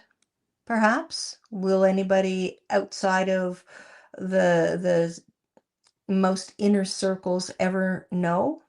Probably not. We can Mm. speculate. But when you have things like online harms and hate speech laws that are being abused or misapplied, Mm. people aren't going to be doing a lot of speculation out loud. Mm. Did you ever watch The Prisoner?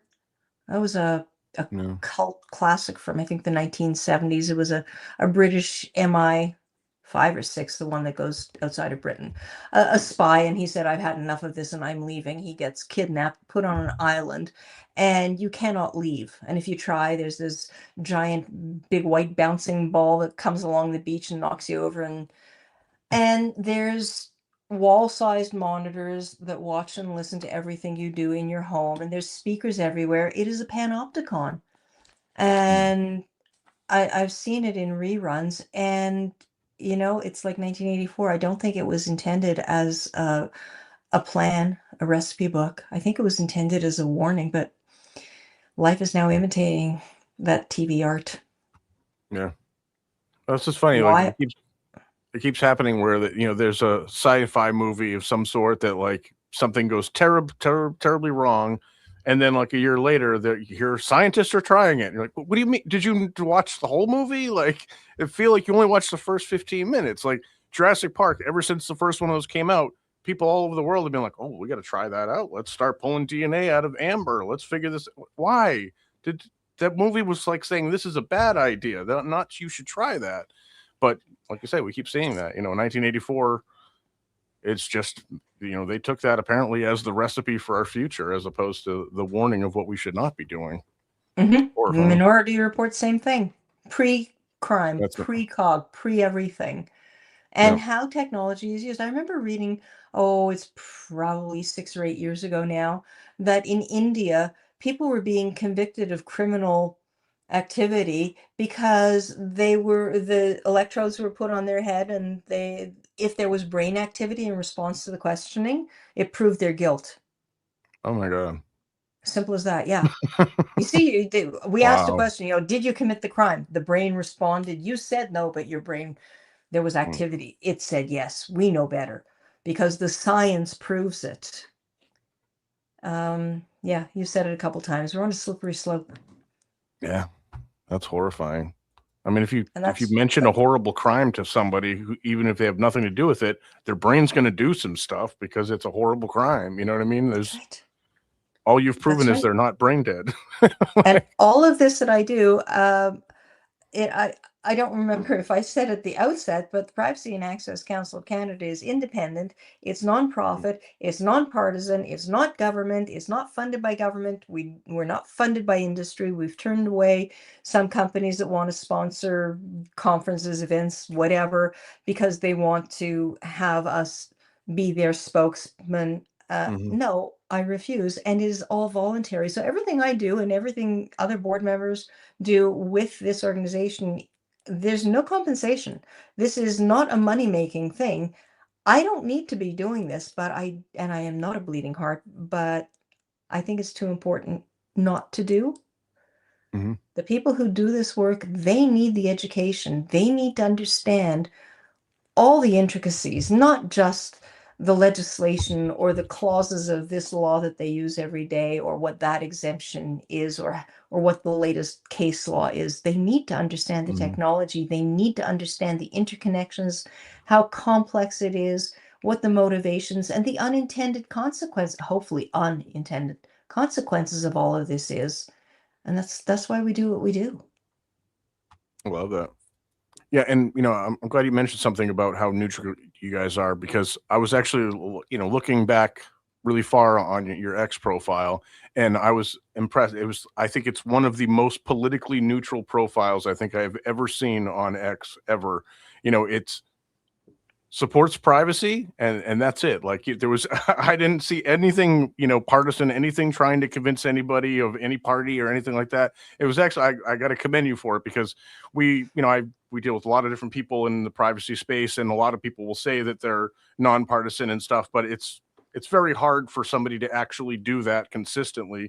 And we regularly see people that like, okay, you're mostly in the center, but there's a few things you clearly want to push this way, or you want to push that way.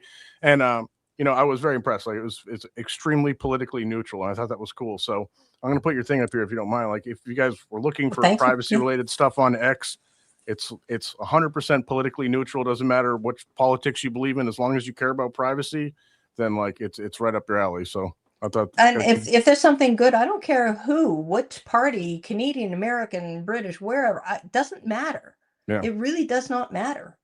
If it's something dangerous, bad for individual privacy, for corporate operations, for how many companies are able to survive the fines that are levied because of laws that don't have a sliding scale.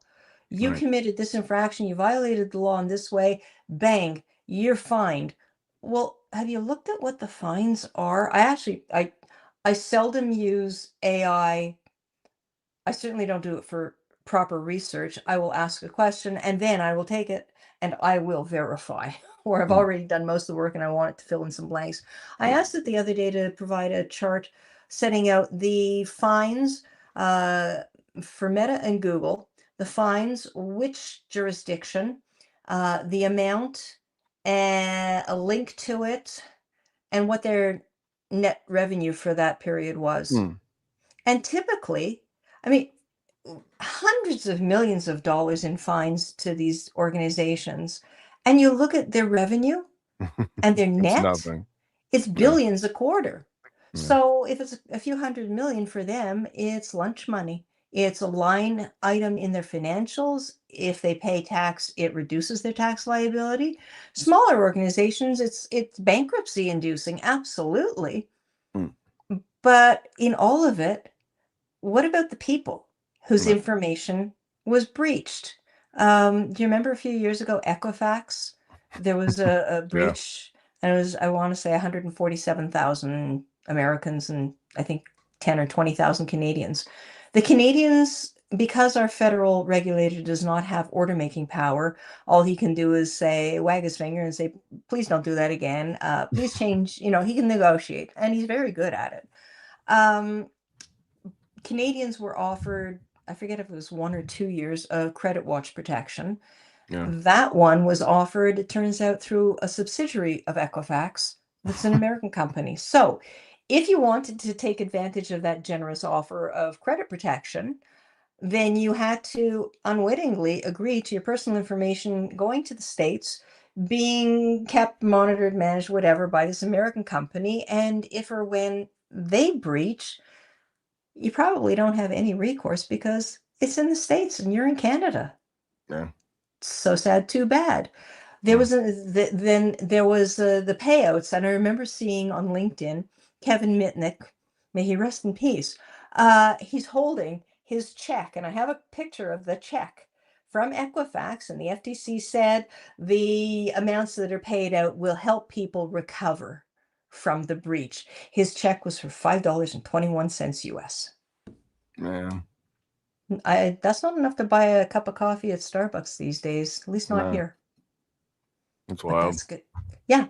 Class action lawsuits, you do the numbers. It comes out to a whopping, 53 cents per individual affected, 62 cents, a buck and a Mhm. quarter, maybe $2,500. Wow. Well, and that's the thing too, is now to go on the other side of that is like they'll say, oh, AT&T or some giant corporation, they were charged with a $250 million lawsuit, right? They have to pay out, but you have to collect that money in 2 weeks, and you have to provide a ridiculous amount of information and proof that you were a part of that. So what really gets collected is a fraction of that paid out money, and it never happens. So it's not like it really is even helping people. At least in the States, you have class action lawsuits that actually go forward or are being, I know You give them the large opportunity, platforms right? they're settling, because if it actually goes to court, then they have to show their internal documents, or at least some of them. And I gather, it can be awkward sometimes, but in Canada, you can't just launch a class action lawsuit. It has to be approved by a court. Then the class action lawsuit starts. Oh So the goodness. courts, So there's yeah. another layer to the corruption there. It's a process. Let's say we have a question here from somebody for you. Have you looked at, I'm just going to let you read this because it'll probably be easier to read it than have me rattle it off to you. Oh, I don't have that part. Okay, I'll read it set up. off. It's just going to be a lot of letters and numbers. But have you looked at ISO-IEC 27566-1 2025 as an age verification standard? If yes, can you share your thoughts on it? If no, I've started doing research on the topic, and this looks somewhat promising. 27566. Yes. It sounds familiar. Keep that up here. Hang on a second. I might have something there on it. Oh, okay. Problem is with some of them, the standards are developed, and I've been involved in several standards development projects in Canada, and it's ISO is the International Standards Organization. The IEEE does theirs. Cantera in the States does some. In Canada, we have the Standards Council of Canada and some other organizations that the Standards Council of Canada has basically given the Good Housekeeping seal of approval. You can do it. So I worked with Standards Council of Canada and the other ones. And I've seen where, and I'm not sure, I think 27566 also. Very often it is the people in the industry, because anybody can sit on the standards development board for many of these organizations. If you're interested, come on in. If you're self-interested, if you have a business bias, if you have a political bias, you're welcome. Come on in, because that way we get a Mm. a good cross section of views and voices. The trick is, very few people know about the standard setting process, or who's allowed in, or how to get involved. So it's the people, it's the incumbents, the like the technology incumbents, the people who already know what it's about. It's a very closed community, it turns out, from what I've seen. Mm. And you get the industry players saying, oh, this is the best age gating system, this should be the standard, because that's what our industry association members develop. Mm. I have an issue with that. Yeah. Yeah, I've been following the IETF TLS mailing list closely and realizing how much of these standards organizations have been sort of infiltrated by people with nefarious intentions, and it's very difficult to know who you can trust anymore. So it's very, very tough. Let's jump to some a little bit more forward-leaning things here right before the end here. We're almost at the end of our time here, but parents are the political force behind these laws. What would you say directly to a scared parent watching right now? What do you know about the technology? What have you researched about the statistics that are used to promote the implementation of these technologies?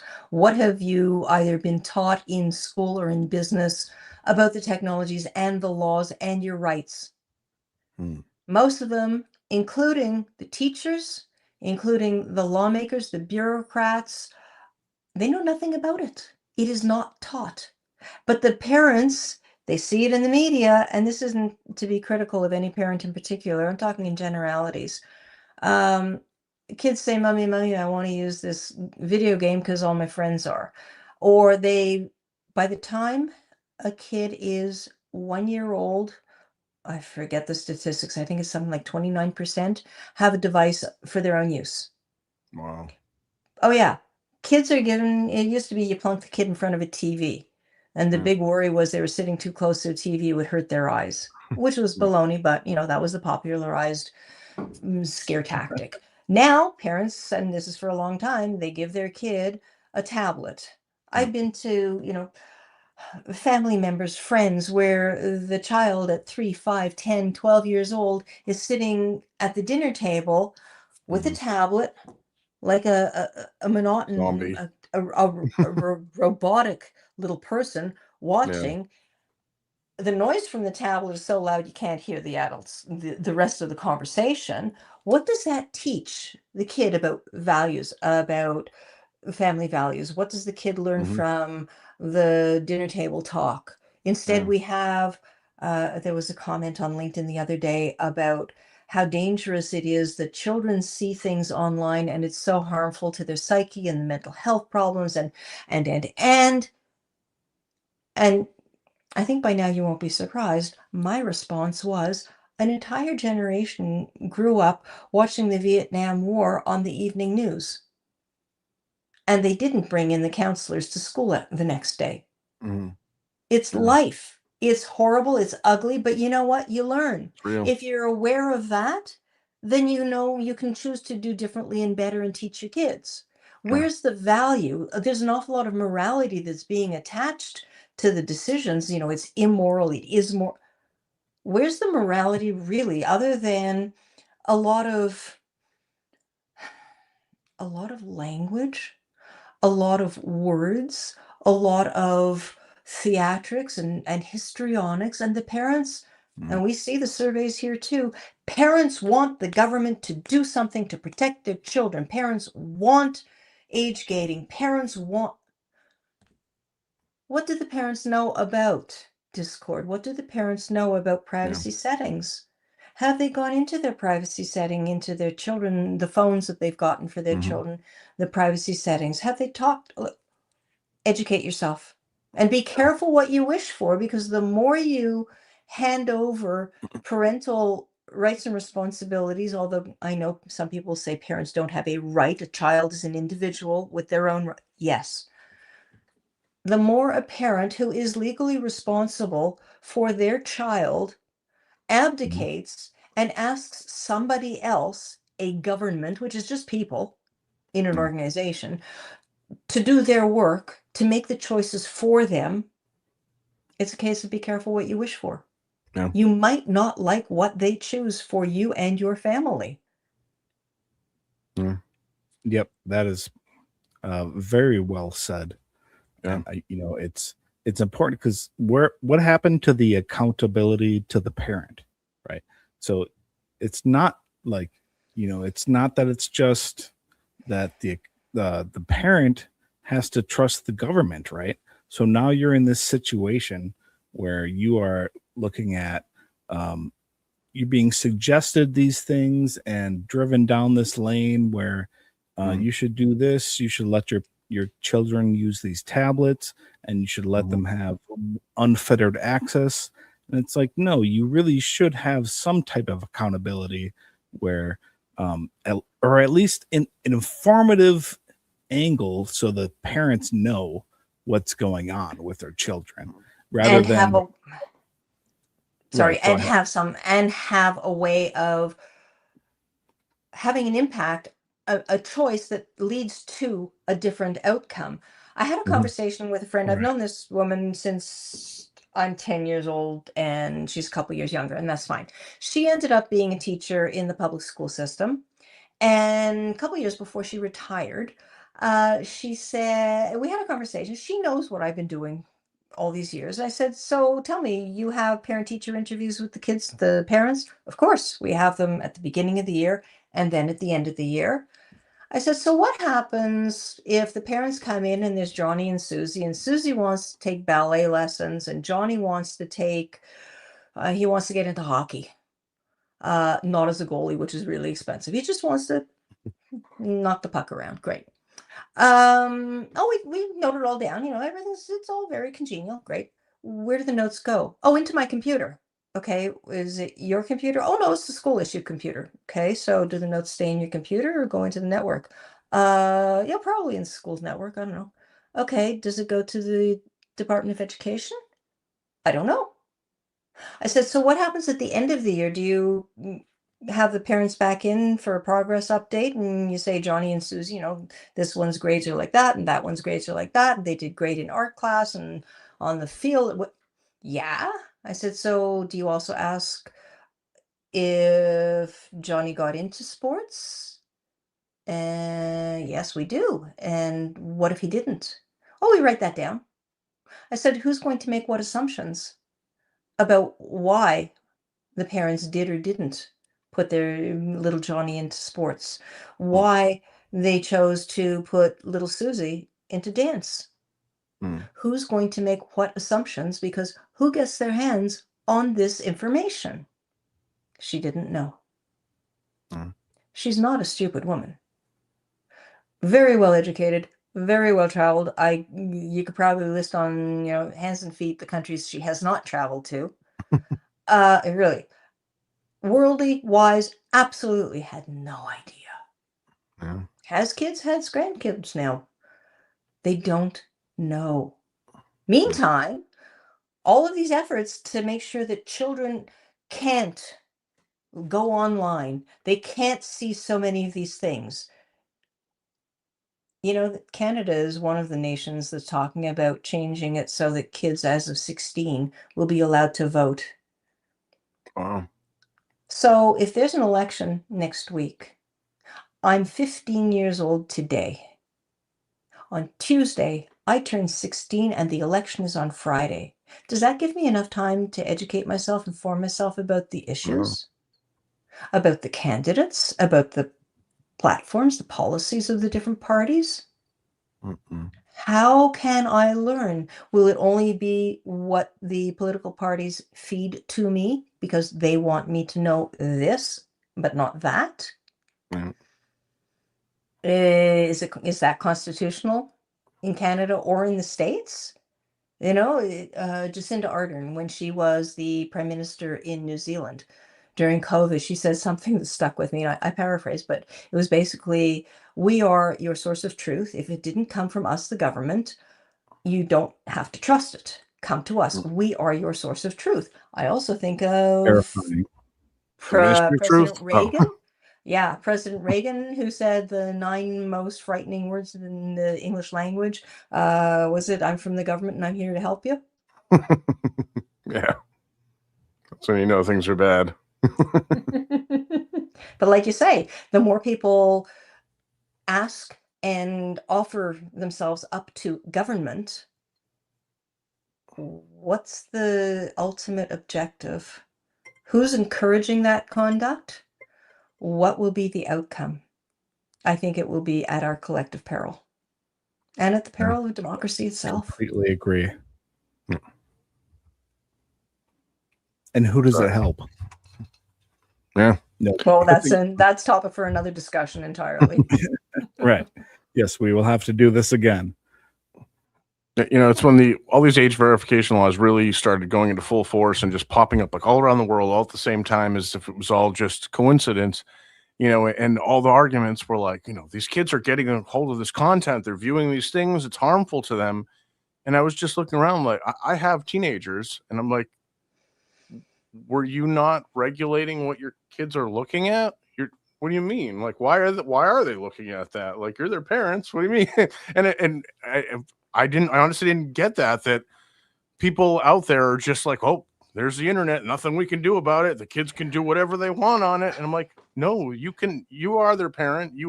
There's been apps for years that you can control what they have access to.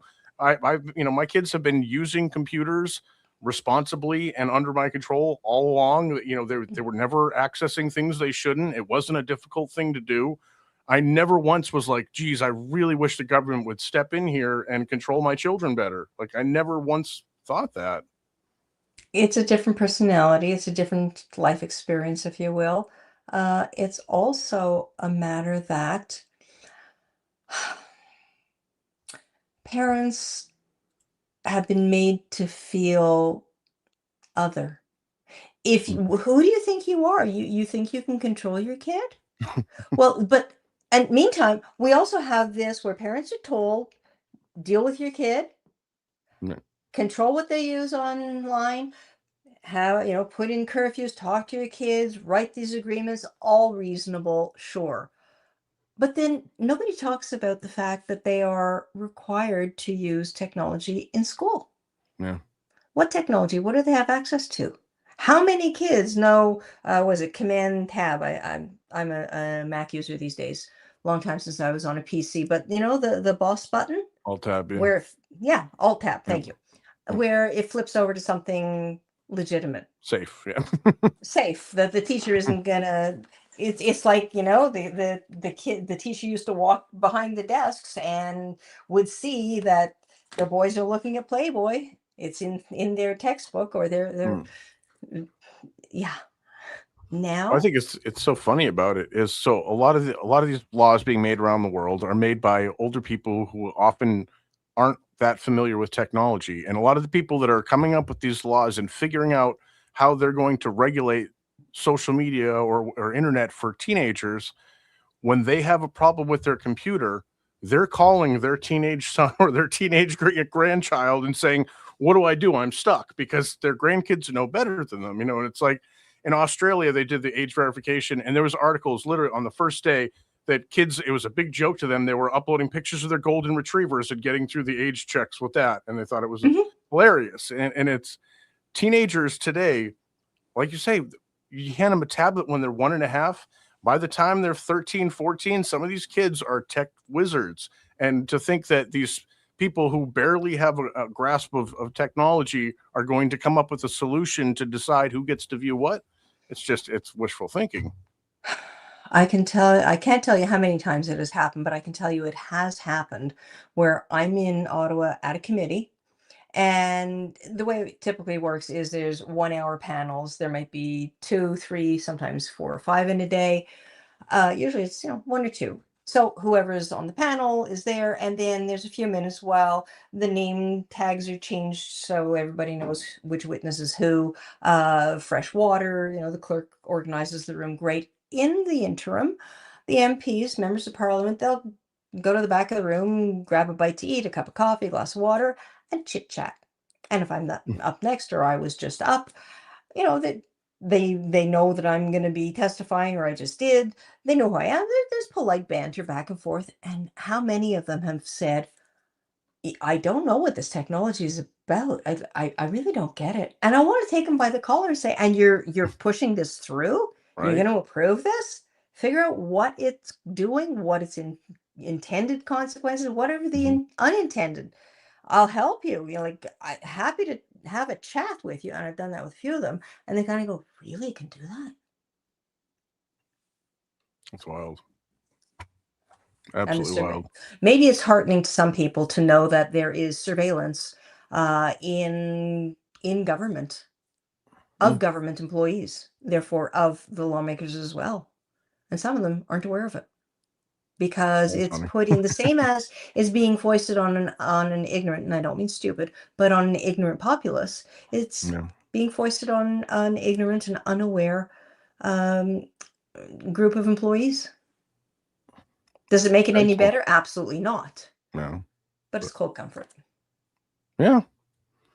Well, I know we're running late, and I appreciate this so much. It's been amazing. I just have one more question for you because it's possibly the most important one. What can the regular citizen actually do about this stuff? What can they do to actually move these committees, get their politicians on board here? Make it an election issue when it's not election time. Get in touch with your candidate, your association, the riding association. Get in touch and find out tell them whatever candidate you bring in, their views better align with mine or I'm not voting for them. Find out what the candidate's views, not the party's platform.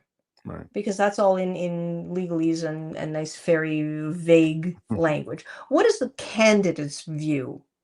Because I'm going to elect somebody to represent me, not the party. I am not voting for the party. I am voting for the person. Make it an election issue all the time. Inform yourself. Express your views. Canada, the US, anywhere you're listening. Put in your views, whether it's by snail mail in Canada, if you send a letter, a postcard, anything by snail mail to a politician in Ottawa, a senator or an MP, you don't have to pay postage. So it's your time. Send an email, send a postcard, phone their office, because for each contact that somebody makes, it represents anything from hundreds to thousands of people's views. So a lot of people say, well, I'm just one voice. What difference can that make? I think it was Margaret Mead who said, never underestimate what the power of a single person can do. Love it. Speak up, use your voice, tell the elected representatives what you do and what you do not want, and educate yourself, because if you're not getting it elsewhere, educate yourself. Of course, I have to say, have a look at the website of the Privacy and Access Council of Canada. We've got lots of resources there. Inform yourself. That is the best protection. Absolutely. I love that. And, whenever somebody says that, an individual can't have a large effect, I tell them, spend a night sleeping with one mosquito in your bedroom and tell me that one individual can't have a big effect. I love it. Well, thank you so much. This has been amazing. You have been an absolutely incredible guest. We've learned so much here today, and I really, really appreciate it. You got your X here. Is there anything else? We got the Privacy and Access Council of Canada. These links are all in descriptions. You guys want to check them out later. Is there anything else I should point people towards? The website for Amina, the consulting company, which is AMINAcorp.ca. And don't, a little bit of skepticism goes a long way. You know, when you're looking for reliable resources, you know, it's the old story. Check who's saying it, where it comes from, what the motive is, but do educate yourself. And I'd be happy to come back again and continue the conversation, because these I would love issues are that. not going away. They're certainly not. And we would definitely love that. So we'll keep that in mind. Everybody else, thank you so much for joining us today. This has been absolutely a blast. We've learned so much here. I mean, it's not a exciting topic because it's not something that we're excited to have happening, but it's an important one. And this has been a masterclass about all of this. So thank you so much. We really appreciate it. And everybody else, thank you for watching. Thank you for participating in the chat. And we will see you back. We're going to be back here next week, Saturday at 4 p.m. Eastern. We've got a big episode for No ALPRs Week. We're celebrating. We've got a bunch of different activists from different DFLOC and anti-ALPR groups that are going to be joining us. So definitely watch for that.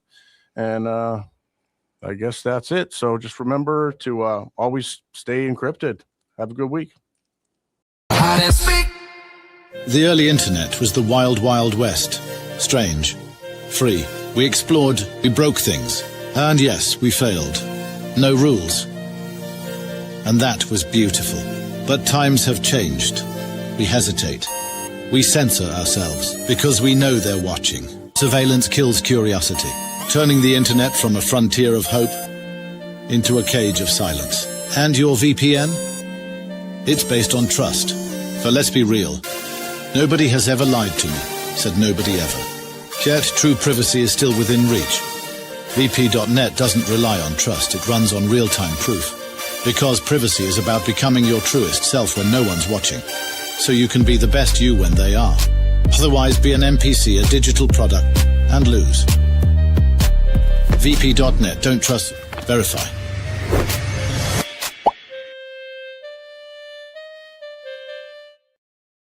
We stay in the shadows and make some noise. Digital freedom, yeah, that is our choice. Privacy doesn't mean not having a voice. What you wanna share is only your choice.